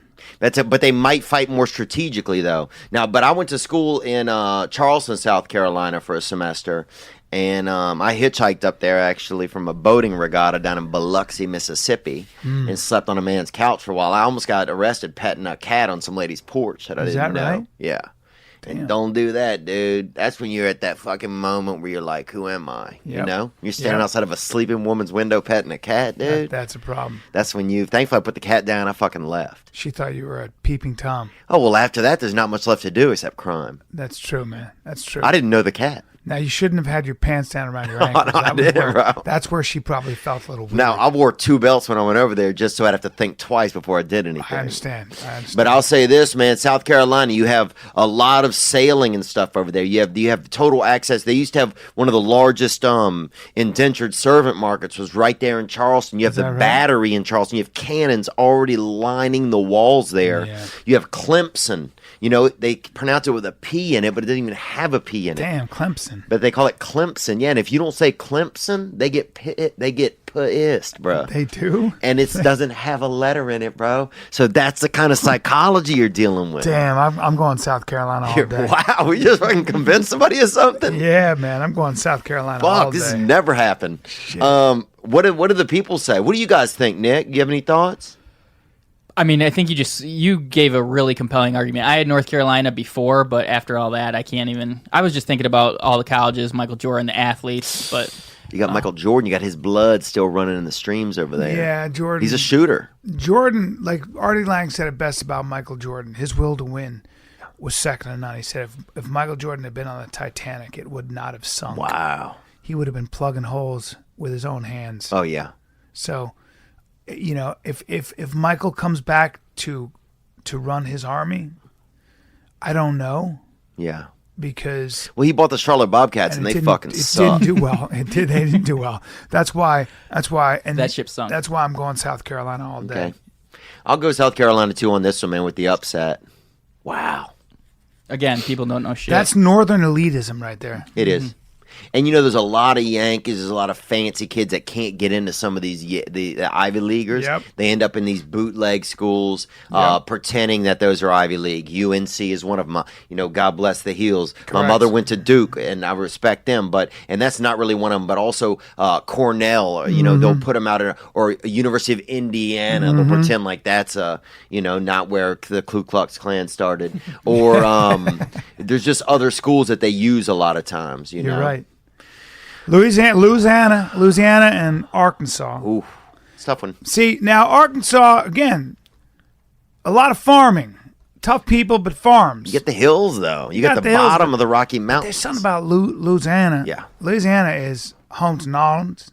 You got voodoo. I was about to say the dark arts of voodoo. You got Santeria? Santeria, yeah. And you got voodoo. Yeah. Right? And there's an under tapestry. You got rats. You got those nutrias. Yeah. That are African rats. They're the biggest rats in the world. There's shit in Louisiana you don't even know about. Yeah. They got every poisonous snake in the world, including cobras, probably. Dude, they have a rat that can catch a frisbee there, and that's a nutria right there, Look at bro. those fucking things. And look, you can eat them, dude, if you want to die. You can. I heard they're good eating. They're like a beaver, right? I mean, look at that fucking thing. I mean, here's the thing. It's the only place they are from, and yes, they came over on slave ships, man. It's fascinating. And they're French, actually. Yeah. Beautiful French rat. That's a beautiful French rat. I like nutrias. Here's the thing, man. You just got to go Louisiana. Because there are, I'll tell you what, there's an underworld in Louisiana, too. Yeah. Arkansas doesn't have an underworld. That's true. Governor Edwards, David Duke, you got a lot of dirty minds bubbling up bro. over there. And there's like veins under the, when you go to Louisiana, you see Louisiana. But there's a network of there's an artery of tunnels. Yeah. Artery of evil. Yeah. Like just an artery of shit that gets done where you don't see things. Yeah. There's all kinds of shit that goes on that you don't see in Louisiana. Huey P. Long, who was supposed to be the next president-elect, possibly, was gunned down in the state capitol, man, in the 60s there. You have a lot of famous politicians have gone to jail there for crimes. By the way, look at that. Wow. People agree. Louisiana 85-15. Arkansas hasn't been good since they had Norm Richardson running shit over there, you know? Will Wade at least got busted this year over at Louisiana State University for fucking bringing in the best illegal players ever. I didn't know that because Arkansas is one of those states I always forget about. All due respect. I've been. Well, I say give it to Palestine, man. Well, you know. It wouldn't be a bad idea, would it? It wouldn't be a bad idea. Hey, you know what? If they're not going to help you over there, we'll help you over here, guys. That's a good point, man. I like the way. Have a new home. Yeah, they got a lot of tunnels there, too. All right, well. Yeah. Palestine. That does it for the South region first round. Time for the West. Palestarkansas. Wouldn't that be good? Mm-hmm. But, yeah, that's a long name, though. It's all right. It is all right. Oregon, Idaho, Montana. I mean, that Montana's the last three-way. frontier, man. Idaho's great, but it's a lot of rich people. Is it? Yeah, now people are moving. You got Boise's beautiful. Sun Valley, Boise. You got Charlemagne. You got all kinds of places where people go. Idaho's become the playground for the rich. So Montana's still got cowboys, still got tough people. Oregon, man, you still have, though, you got Nah. Nike. First of all, Nah. everyone is going to be fitted to Fuck that. It's a bunch of white people with bad tattoos and sensible shoes. Oregon, I mean, it's so liberal and progressive. Portland is too much. out of here. And plus, it's always raining and they're depressed. Yeah, some homeless guy, if a homeless guy falls asleep on you, you can't wake him up in Portland. It's true. It's That's so crazy true. because they might be dreaming and you San might scare Francisco's the them. same shit. Yeah. So Oregon for me is like a place that, again, it's just too liberal. Yeah. There are people kick your ass in Oregon. I mean, Yes. it's the logging town. I mean, a lot of blue collar dudes, but overall, you got to take into account it's just too progressive to fight a war. Because they might not all agree to fight. That's the problem. Yeah, they'd have sit-ins and they'd have to deal with their own fucking protests. But they're tough, though. Logging, I mean, bro, Back in the day, they were tough. Yeah, but now you have inadvertent logging. Like your loggers, even if you don't want to be, you'll be having dinner and a fucking log will just fall right off a mountain, roll right through your kitchen. That is true. That is true. But that's old repository from back in the day. Like Oregon is basically guys with fancy beards and waxed mustaches, and they're into beer. Like they're craftsmen. That's a good point. They're like, you know, they have beer tastings and Yeah. coffee tastings. Fuck off. Yeah, every other beer, you need to make a fucking knife, homie. All right, or you're going to get your ass beat in this war. They're always waterlogged, bro. But look where they are, though. Aren't they in the top left? Yeah, look at Oregon, dude. It's a lot of Patagonia models. I'll beat up that whole state. Dude, yeah. Dude, you could be. That could sequel. be your sequel. I mean, I'm just saying. I mean, look at those guys. I can't hang out with those guys. Yeah, a lot of glasses. A lot of people dress like they're looking for gold, but not looking for gold. They're just going to work. Yeah, man, with your dumb beard and your stupid. It's all good. I And mean, it's I, like working I tech. like it. It's not. Working I tech, like yeah. Portland. It's a cool town, but it's just too waterlogged. I mean, Idaho and Montana. First of all, that's where the war begins, and between those guys, because Oregon just gets squashed. But Montana, see, both states are real sunny, so they got a lot of energy and a lot of vitamin D. That's a good point. Yeah. It's very healthy, according to Dr. Perlmutter. Yeah, but Idaho has got too much East Coast, West Coast money and just too many pussies. Whereas Yeah, Boise Montana, State. Remember Boise State, the blue field? Yeah, bro. You know, that guy proposed to his wife. One of their best plays was a guy proposed to his wife on the field. Dude, I've been hunting up in Montana in the Missouri 0 breaks. points for that. You've been hunting where? I'm sorry. In Montana, in the Missouri breaks. Wow. I've been to Montana 3 times. That's the last frontier. Is it? Montana beats the fucking shit out of both those states, bro. Yeah. Montana's the winner there. You Yeah. cannot. Everybody hunts. Everybody's got way more than one gun. And we're not talking about pistols. We're talking about AK-47s. We're talking about AR-15s. We're talking about modified AR-15s. Yeah. We're talking about every pistol you can think of and every shotgun you can think of and every hunting rifle. You're talking about guys who've been shooting deer and everything else through a scope. So you got snipers in Montana. They're taking out your whole fucking front line and your command structure. That's true from so far away, bro. Oh, yeah, They bro. have scopes passed down from generation to generation. They have Yes. horoscopes, kaleidoscopes, All all that stacked shit. together, bro. They'll shoot you when you're in fucking Idaho, bro. Yes. You know, you'll be Yes. fucking, bro. You'll be filling your fucking little mule bag up with water. They and got they'll scopes, fucking the scopes gun you. monkey trial. They got all of it, man. Oh, bro, they'll shoot the fucking nuts right out of your fucking body, dude. Yeah, you're done. And the You're sack done. will heal on the way out. That's how fucking capable they are. 100%. What'd the Yeah. people say? Due to some limitations of Instagram, we don't have a poll for this one. Jesus Christ. Can only do 1 versus 1. All right. Utah, Nevada, Wyoming. My choice is going to surprise you guys. Okay, I'm going to start with this one. So Utah, first of all, we're talking sunburn. We're talking people that are looking for the Lord. We're talking. I want to go back to Idaho and Montana for a Okay, second. let's go back. There's one little caveat. Idaho grows potatoes. Potatoes they live in the ground, which means that's a crop. It's hard to destroy. Needs a lot of water. But that's a crop that feeds you. Like you can live on cheese and potatoes. Yeah. Okay? So you can feed your army. Yeah, but you got to feed them potatoes au gratin. It's true, and that takes a while to make. So let's go back. Let's stick with Montana. Yeah, I had to bring it up. No, you know what? I'll say this about Idaho as well. Since you say that, they also have the second largest. They make most of the sugar in America comes out of Idaho from beets. They have sugar beets there. So you got to think of the crops. I don't know what's Montana growing tobacco. They got that one guy smoking in the commercials. Well, now Montana, you got to kill your own game. Yeah, that's a problem. It is a problem, dude. You got to look at food supply. Oh, it's huge. What are you going to eat? Okay, now what? What do they grow in Montana? Yeah, I don't know. Yeah, hey, have these Montana fucking cherries. Now, we'll say this. They have great cherries in the summertime. Cherries don't keep you sustained, though. But they're good. Taters do. Okay, taters do, man. If you eat them with the skin, they're super nutritious. What is the, it could go to population. I think you might be right, man. Hold on. Apples, bullshit, potatoes. Okay, we got some stuff. We got flax. Do we? Yeah, we got beans and potatoes. I'm good. And some game. We're good. You're good? Stick with Montana. Wow. I'm glad, though, you brought that up. All right, now. I don't think you brought it up, I think. Utah, Nevada, Wyoming. Go ahead. All right, I'm going to say this, man.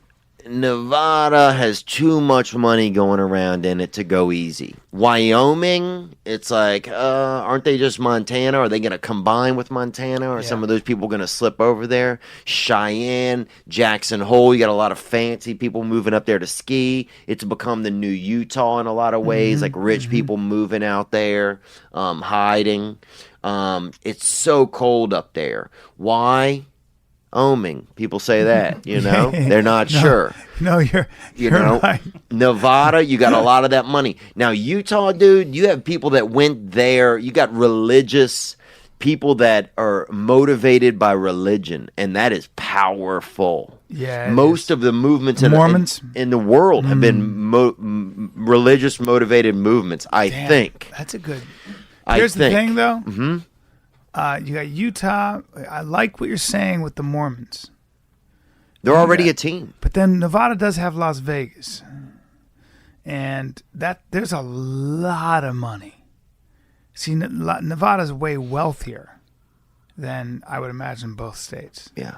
The Mormons have a lot of money in the church, though. Fuck, and the Mormons have banks. Mm-hmm. And the Mormons, bro, I've been there, Salt Lake City. You pass through the Tabernacle area, bro. You can get married to any fucking body, bro. Yeah. If you say you're Mormon, they're Mormon, bro. I've seen fucking a 4-year-old marrying a fucking 19-year-old. Here's the other thing you don't know about Utah and Mormons.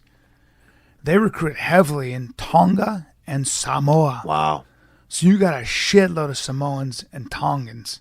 Maybe the toughest people ever. The dark parts, baby. Enjoy that shit. Enjoy fighting those guys. Oh, God. Enjoy fighting an army of men and women, because Tongan women are stronger than the average white European man. Yeah. That's a fact. They'll beat the fuck out of you. Dude, I saw a Tongan guy get hit by a spear, bro, and he giggled a little. Said it tickled. Tongans are not to be fucked with. They walk around, all of them are way over 220 pounds. They can sleep standing up. They're just crazy thick. That's insane. Bro, sometimes at the airport, if their flight gets delayed, you'll see 60 or 70 of them sleeping in a group. Just standing? Yeah. It's absolutely crazy. You got to be quiet when you go by them. Obviously. Out of fucking sheer kindness. Look at that.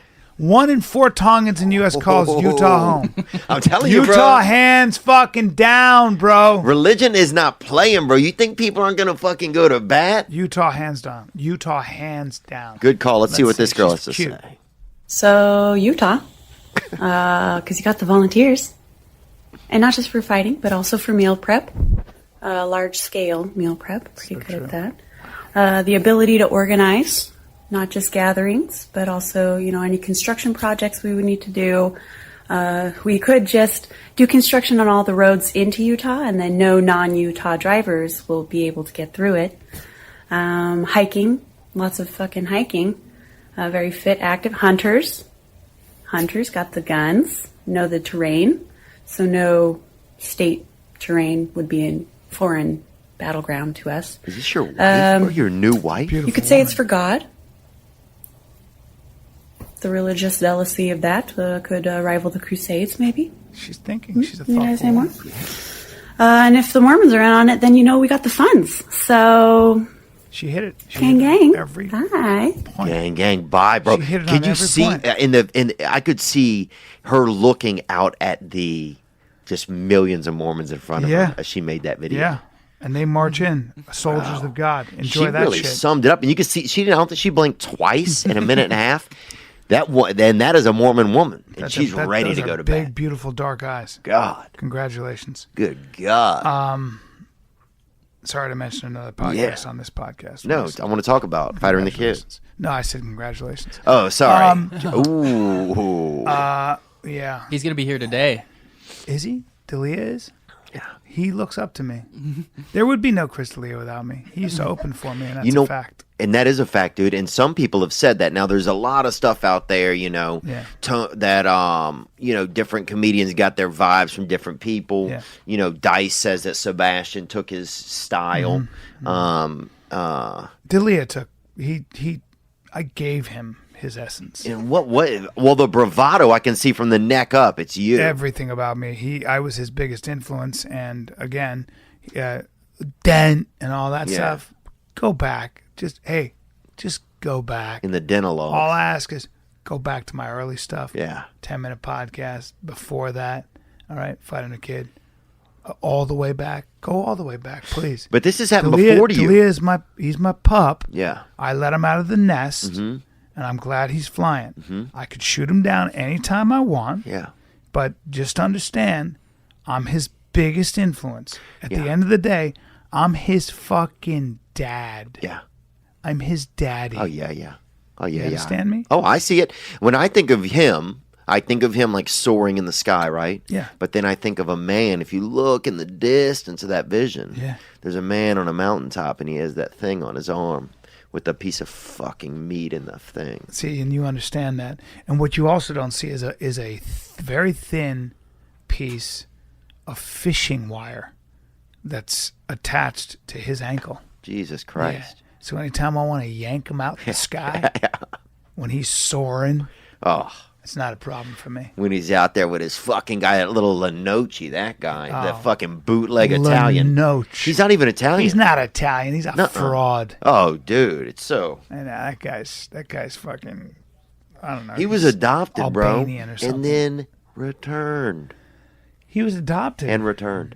Really? Yeah. So I'm not saying anything, but a lot of people were just adopted. He was adopted and returned. Yeah, bro. So they got a bum kid. I mean, I'm not saying anything. All right, well, you kind of are. But you get a fake Italian, bro. He got to pick his fucking last name. That guy's not Italian. Not Italian. You think that guy's fucking Italian, bro? Lenoci, funny, bro. He's a funny comic. Oh, he's very funny, dude. But Very it's funny. secondhand smoke. It's thirdhand smoke. Chris If D'Elia's fucking D'Elia rocking on your pup, when he sees Craig and he sees Lenoci and his other buddy, he's like, "Hey, look, hey guys who are extras in a movie, what's going on? Hey guys who are extras in every single movie you ever see, what's going on?" I'm like, what? he's a hardworking comic, man. No, But Lenoci, not actually- Italian, bro. Lenoci is not Italian, but he's funny as fuck. I want to get him on Fighter and the Kid, but I would, but he's but you know, Chris won't let him go. I called him. I go, I can't have you on because just ratings wise, we're with mid-roll. They'd be like, no, I love him. I want him on, but Well, look, we all want, I even told him that I can't have you on. I can't look. It's the same thing the parents told him that adopted him. I want to though. He's funny as shit. Well, he got adopted by a family that still did some light vaudeville kind of stuff. Oh. And he couldn't hack it. Oh, so he wasn't good for the circus. So back. I knew a Navy SEAL who grew up in a circus, traveling circus, and he goes, SEALs was easy for me. It was growing up in a circus that was a motherfucker. All right. Two more. Yeah. Two more, and we'll be and we'll shut it down for this first round, man. This is absolutely awesome. New Mexico, Kansas. Now, I'm going to be in Kansas City this weekend. That's right. He's going to be in Kansas City Improv. Starting Friday, Saturday. Now, I'll be at the Kansas City Improv Friday, Saturday. Now, I tell you about my Philly dates the next weekend, but we're sold out and probably going to add a sixth show.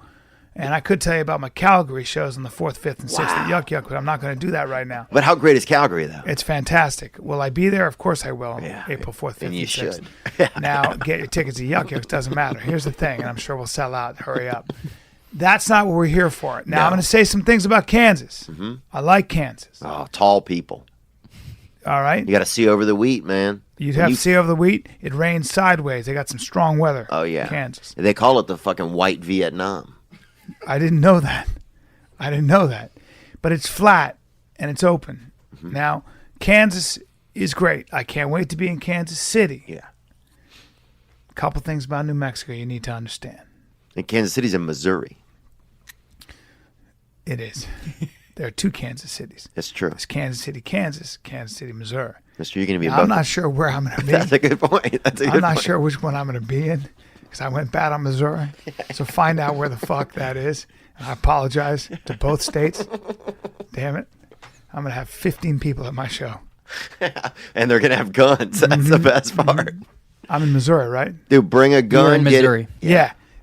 So fuck Kansas. I'll be in Missouri. Now listen, New Mexico has a couple things going for it. Yeah.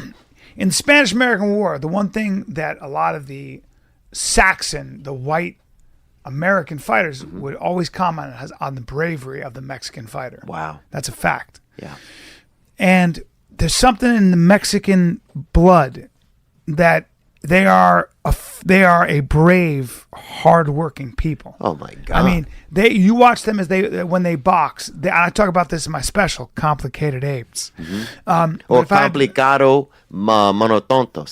See. If I had to fight a man from Mexico and a man from France, and I knew nothing about either one, Right. Law of averages says to go with Pierre every time, right? Yeah. Right. So Mexico, like when you watch fight, I've never seen one. I don't think they teach.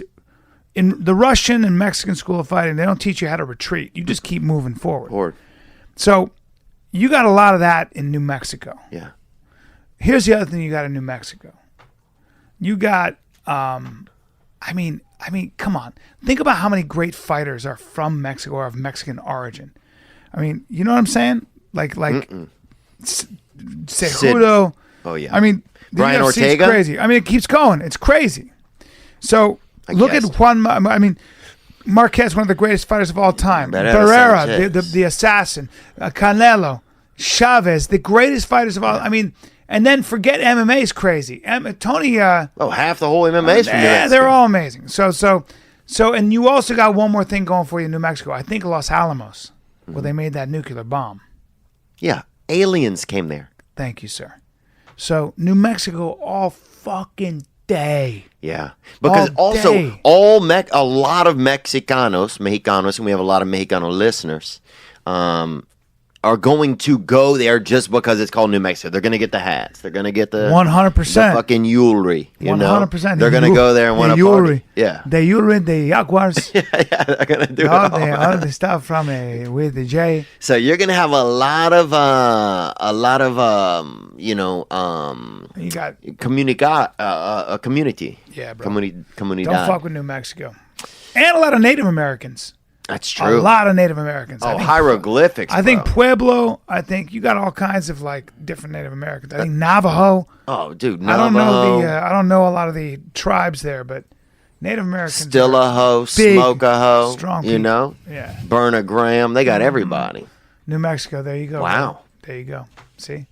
And you know what? But if there's one place you're still going to find a lot of hard workers, a lot of white hard workers, it would be Kansas, I think. Unless even the farms there have gone to a lot of Latino workers. They've gone by way of the factory farm, so it's all done by machine, bro. Wow. So don't worry about that. Because I was in the transition, man. I used to work on a soybean, corn, cotton, Milo farm on the Louisiana and Mississippi Delta, right? I didn't know that. Oh, yeah. It's impressive. And in my summers from high school to into college. And I remember the last summer that I was there was the first time that they got a Mexican worker. So it was like you could just start to see it kind of getting into the area that a lot of Latinos were coming in. Wow. And migrant workers, but you didn't have it. The two summers before it, they didn't have it. Right. And then the third summer, they had this guy named Yimmy, and he was him. And he was Yimmy. We would share a room together. Oh, yeah. Jimmy, but Yimmy. He wrote it down a couple times. He wasn't even that Jaguar, Yimmy. Yeah, dude. Yeah. Yeri. Yeah. I know. Oh yeah, dude. Yeah, Jacksonville. Yeah, that's my favorite, bro. Jacksonville. Yeah. Jacksonville. Yuggling. Yeah, that's my best. Yuggling. Okay, we have the last one. Alaska, for Bryan Hawaii. Callen here today in the first round of the State Wars March Madness. I mean, this is a big one. Hawaii's got big, strong Hawaiians.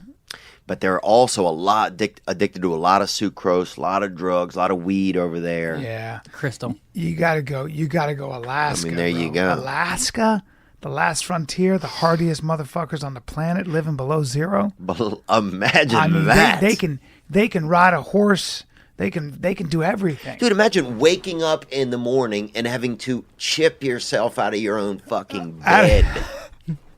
When the ice is, I mean, they know how to skin. They know how to live off the land. Oh. Alaska crushes Hawaii because Hawaii's great, but it's too much beach, too much, it's too easy, right? It's gotten too, I think at this point it's gotten too easy. They can't even their football team's good, but the highest it ever gets to be is like number 24 or something. Aloha. Yeah. You know what I mean? Yeah, it's hard to play with flowers. You can't fight with flowers around your neck, dude. A lei, you can't fight with a lei around your neck. Dude, and plus, Alaska, you can have mittens made out of your ex-wife in Alaska. Oh yeah, bro. Or ex-husband. If the Hawaiians tried to go into Alaska to take it over, they'd all die immediately. Oh, dude. It's like gremlins when they hit water. Yeah. Hawaiians can't handle that kind of cold. They just die right away. First of all, they wouldn't even know how to dress for it. Oh. They'd get off the plane and freeze to death. They'd just be frozen right there. And they just come up with a statue. They just keep them frozen and have like the Hawaiian museum, and kids from Alaska would walk through that frozen museum of like frozen Hawaiians. Yeah. Fuck that. Yeah, dude. Lilo and Stitch is their big movie. Oh yeah. Alaska has Call of the Wild. One dude went out there and tried to read a book and fucking died in a bus. Yes, he did. But Jack London wrote To Build a Fire, Call of the Wild. Jack London was a great writer. And he didn't even live in Alaska. Somebody said he just read about it. Well, and I made that up. Okay. Yeah, he did live in Alaska. He worked on a boat. He's a great fucking writer. Deadliest Catch, that's off of Where, Alaska. Oh, yeah, bro. Dude, Deadliest Catch. That's an unsafe work environment. Yeah. Not the Google cafeteria because somebody wrote some stuff about men and women. Fucking pussies. Yeah. Not the Oahu fucking Mahi Grill. That is not a dangerous work environment. It sure ain't. Yeah. And plus you're camouflaging, and why you guys pick the worst camouflage. It's the floral, the bright colors. You're fucking You look like a tropical bird. Yeah. All I want to do is shoot you out of the sky. Bro, you're going to get shot on the plane, bro. They're going to know you're coming. I know. So I think all of your hardest hitters have really probably moved on to Hawaii. Alaska. There you go. We have a lot of Alaskan listeners, too, actually. Really? Gotten a lot of video and audio submissions from Alaska. Wow. So let's and there's the next rounds. We'll put those on the screen. We got some good ones. Good. We did well, I think. I think we did well too, man. Very interesting. Thank you for the knowledge, man. This is a big second round matchup, California, Montana. Yeah, who are some of the big ones? Cali, Montana, Texas, Virginia. Oh, it's gonna be good. New Jersey versus West Virginia. Can you even imagine that? Ooh, bro, that's aggression. It's going down. Damn, bro. I don't know. That's a fucking tough one. Jersey, wow. Oklahoma, Louisiana. Jersey is Italian versus redneck. That's both the toughest fuck. Yeah. We're going to have to think about a lot of these. Video submissions, yes, send in videos. We don't know if it'll be Bryan here next time. We may have another famous comedian here. I love being here, though. Thank you for having me. I'm next door. You know where to find me. Oh, we hear you. Is this for me? Yeah. Really? We hear you, buddy. And you just started a YouTube channel, right, Bryan? Yeah, Bryan Callen at YouTube YouTube.com/Bryan Callen live. Yeah. YouTube.com/Bryan Callen live. And we're going to give you this, man, to take care of yourself as you move forward. You just pissed off a lot of states, so. Yeah. I appreciate that. And get Complicated Apes, you fucks. Yeah, and I'll put Complicated Apes on my Instagram right now. Check it out. This will go out today. And thank you so much to the Fighter and the Kid for always being so supportive, man. You guys have been... we wouldn't... You're one of our favorites, brother. Well, it's nice. You're special. Let's get that new belt. Don't forget that. Yeah, we're the... fuck. Did you get... Oh, we got it. It's coming. It's coming. This is good. It's coming. It's fucking almost almost water. April. Damn, this is good.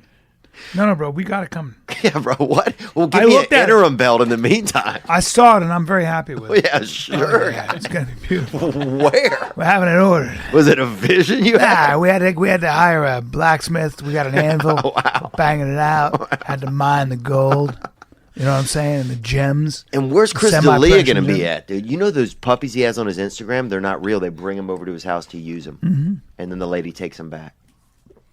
Chris is a phony and a racist. There, I said it. Oh, definitely. I don't mean to spread rumors, but Yeah. holy fuck! Hold on, is this a knife? Yeah. Check out that blade. I love knives. You got to be able to get in the box or you're going to lose to every state. Folds on the. Yeah, there's The long there's way. a lap. There's a latch on the side. Yeah, the side folds up. You don't realize it. The side fold. Oh shit! I want this knife. Oh, take it. Put it in your car. Very helpful in the car. I carry a knife, Well, now you carry him 2 knives. dude. Dude, I have 2 knives on me right now. Holy fuck! I like this knife, but you know what? I want a switchblade. I want a stiletto. We'll switch that bitch out. That's There a you- nice little knife, dude. I'd do some damage with that. Oh, you could stab 15 people for it. It'll fucking be not that sharp. I'll unzip a man. Oh. I'll unzip you. Oh, yeah. That's what I say to a guy. I go, hey, bro, you want me to unzip you? Careful, brother. I'll unzip you. Yeah. I play for keeps because I'll gut you like a dog. That's the kind of shit I say. You want to know how many? You want to fucking count your ribs while you die? That's it. That's it, bro. I'll open you up and you lose hydraulics in 8 seconds. Oh, damn. Dude, look, I brought these 2 little xylophone mallets. I did Marin's podcast. I was talking about that. There's this guy who said, if I could start cutting you here and your arms, you're gonna lose hydraulics in about 8 seconds. Jesus. I was like, hydraulics? I didn't know I had hydraulics. It's so nice. Who gave you this knife? Ridge. They sponsor us. Hey, Ridge, I want a knife. You got one. That's yours. Really? Yeah, man. Ridge, I want a knife where I can, like the stilettos, for real. Like I want a bigger. Oh, than that. this. I want a bigger one. And I That want Richie something I can Valens, push- bro. Yeah, I want a knife I can push up and be ready for real. Yeah. Send me one. Oh, that's something you break out at Can a you have diner. him send me one? Yeah, You let's keep see. this one. They might have those. I'm not We'll gonna see. take. I'm not taking this one from Maybe you. they'll add it to the product line just But for take Bryan. that, bro. You just fucking told 20 states that they aren't shit. All right. And I'll you're take going this. to 2 of them this weekend. I'll take this Ridge knife. I like this. Thank you. But one thing is, though, Kansas City is right there on the border, man. So you're going to have people from both walks of life, Kansas they'll and come Missouri. Come out one and all. Come out strong. Yeah. You know what I'm saying? Oh, Dude, yeah. that's a knife. Dude, I'll keep you busy with this fucking knife. Oh, I'll keep a fucking cat busy with my dick. Oh, you will, but you see what I say is when I pull out my knife and I go, I just start picking my teeth. And I mean, picking my nails. I go like Yeah, this. your and I hand go- teeth. And I go, just remember, your kung fu is no good here. See what I did? Yeah, You see how I went low? Just remember, your kung fu is no good here. That's scary, dude. Dude, I feel like I'm in an outtake from There Will Be Blood. Yeah. You know? I drink your milkshake. Yeah. I drink your milkshake. It was a different time, man. Would you what obviously you're surviving a lot in this time period, but what time period do you think you could not have survived well in? I mean, the thing that people don't realize about most of history is you died of diseases like the pox, the plague, diphtheria, malaria, all kinds of diseases. So, you know, you and if you didn't do that, you'd get cut and get an infection and get staph and die. It would go septic. Or they'd have to, you know, people who have a problem with Western medicine, please look at some old pictures of the Civil War. Yeah. There were mountains of amputated legs and hands and feet and arms because when you got injured, they had to cut your hand off because it was going to go gangrene. It's going to kill the rest of you. Yes. Wow. So you had to lose. We didn't come up with essentially, you know, things to dress wounds until World War I and after. You just had to have it lopped off, and we didn't really have anesthetic. Oh, bite down on this fucking rag. on this rag, and we're gonna cut your goddamn leg off. That's what would happen. Can you I mean, imagine? so we owe much to technology. And now we got And- a fucking and bunch your of twinks kids- out here skating on fucking Yeah. frozen water. People who don't vaccinate their kids, man. I mean, I don't know. Like, if you look at history, forget the science. Just pick up a book on literature or history. Yeah. Everybody was dying. You lost your kids. You buried your kids to shitty diseases, tetanus, things that we don't even think about anymore. Yeah, a rusty nail. Dude, you want to lose your son to a fucking rusty nail That's what because would you have a stance on some severely like outlandish idea? That's the problem. That's what's going to happen in some of these cities, bro. San Already Francisco. is. It's already happening. But I mean, that's just ignorance. Yeah. You know, people just don't trust big pharma, and I understand that. Oh, yeah. I understand where that comes from, but you can't get your information off of YouTube and Google only. Yeah. Leave this site. Just listen to scientists. You don't have But dude, scientists are in the pocket of the companies now. Don't you think Sometimes, but when the massive, it's not even that. I'm saying okay, if you don't want to listen to all the scientists, because I guess they're all evil and they're all taking money. true, I guess they're not. I mean, that's the craziest thing I've ever heard. But if you don't, so all your doctors are wrong. All your doctors are wrong. All your scientists are wrong. Cool. I'll give that to you. You got that. Ready? Okay. Now just pick up, because you don't do this. I know you don't do this, most people. Yep. Read any good work of literature. Any great play. I mean, we're watching people die of like consumption, whatever it might be. Read any history book. Oregon Trail. Talk to any historian who doesn't make money from the pharmaceutical companies. Right. Talk to anybody. They will tell you that disease that we now vaccinate for, were the leading causes of death. You lost your children. You lost entire groups of people. God. The Spanish flu killed. That's just a matter of historical record. What are you talking about? Yeah. Smallpox throughout the world. I grew up in those countries in the 70s. I lived there. I saw leprosy with my own eyes, you dumb fucks. Without tetracycline, you'd be done. I watched people die of AIDS with my own eyes, my own neighbors, my own friends. I saw it in New York every single day. Jerry O'Connell saw it too. And then they came along with protease inhibitors, you fucking idiots. So Big Pharma saves lives as well. Right. I saw what AIDS did. If you want to be an AIDS denier, go ahead. The problem is I saw it with my own eyes, you fucks. And now they're not dying anymore. Yep. Now AIDS is as manageable or more manageable than diabetes. And the virus has had to fucking constantly compromise themselves so much because of these cocktail drugs, thanks to Big Pharma and science. So if that's the case, we know that. If you have staph or MRSA, then don't trust Big Pharma. Yeah, go fix it yourself. Yeah, go fix it yourself and use seaweed and honey, you dumb fuck. Yeah, you And fucking. see how long you live. Yeah. But so it's funny to me that people, they use the technology in their Apple phones, but that's not evil. Right. But they don't trust other technology. It's I'm all one of those confirmation. people. It's confirmation bias. Yeah. You benefit every fucking day from scientific thinking. Right. You don't bury your friends and your children and your parents because of scientific thinking, you dumb fucks.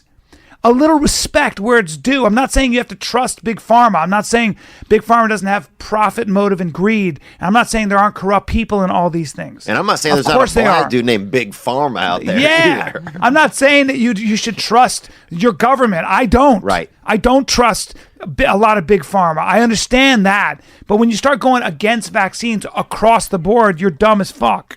Yeah, You're and dumb. also if you're an ignorant idiot who knows nothing about history. Yeah, and if we are addicted, we have a part in that. If you're addicted to some freaking drugs, you're the one that's addicted. Like, sure, they're addictive. You got these crazy doctors shouldn't be writing all these prescriptions, but you have a part in that as well. We have a part in that as well, as users, If, just because Lakeside Maple, who's not sponsoring us anymore, but who we still love and has been a very great small business, just because they keep making fucking maple, trail mix, doesn't make them bad people. No, it doesn't make them bad people. Me sitting here fucking Trail eating mix it. cures smallpox. Yeah.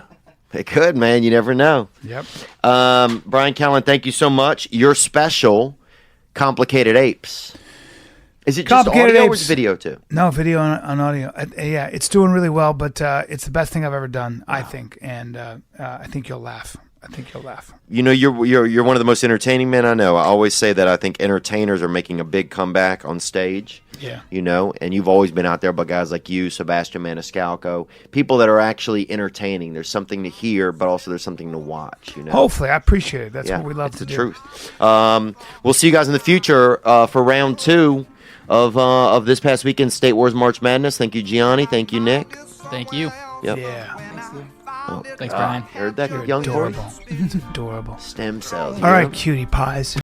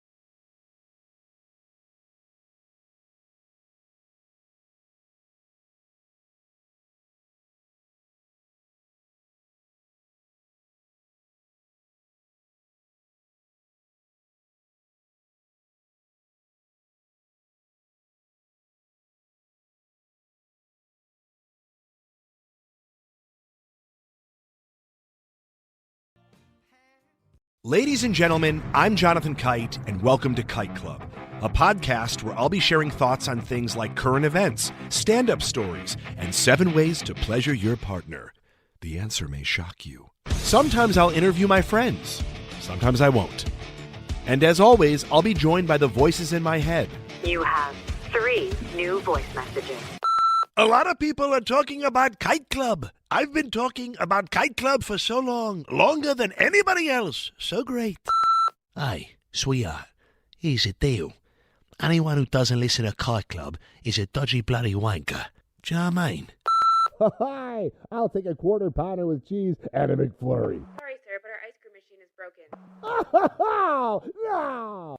I think Tom Hanks just butt-dialed me. Anyway, first rule of Kite Club is tell everyone about Kite Club. Second rule of Kite Club is tell everyone about Kite Club. Third rule, like and subscribe wherever you listen to podcasts or watch us on YouTube, yeah? And yes, don't worry, my Brad Pitt impression will get better.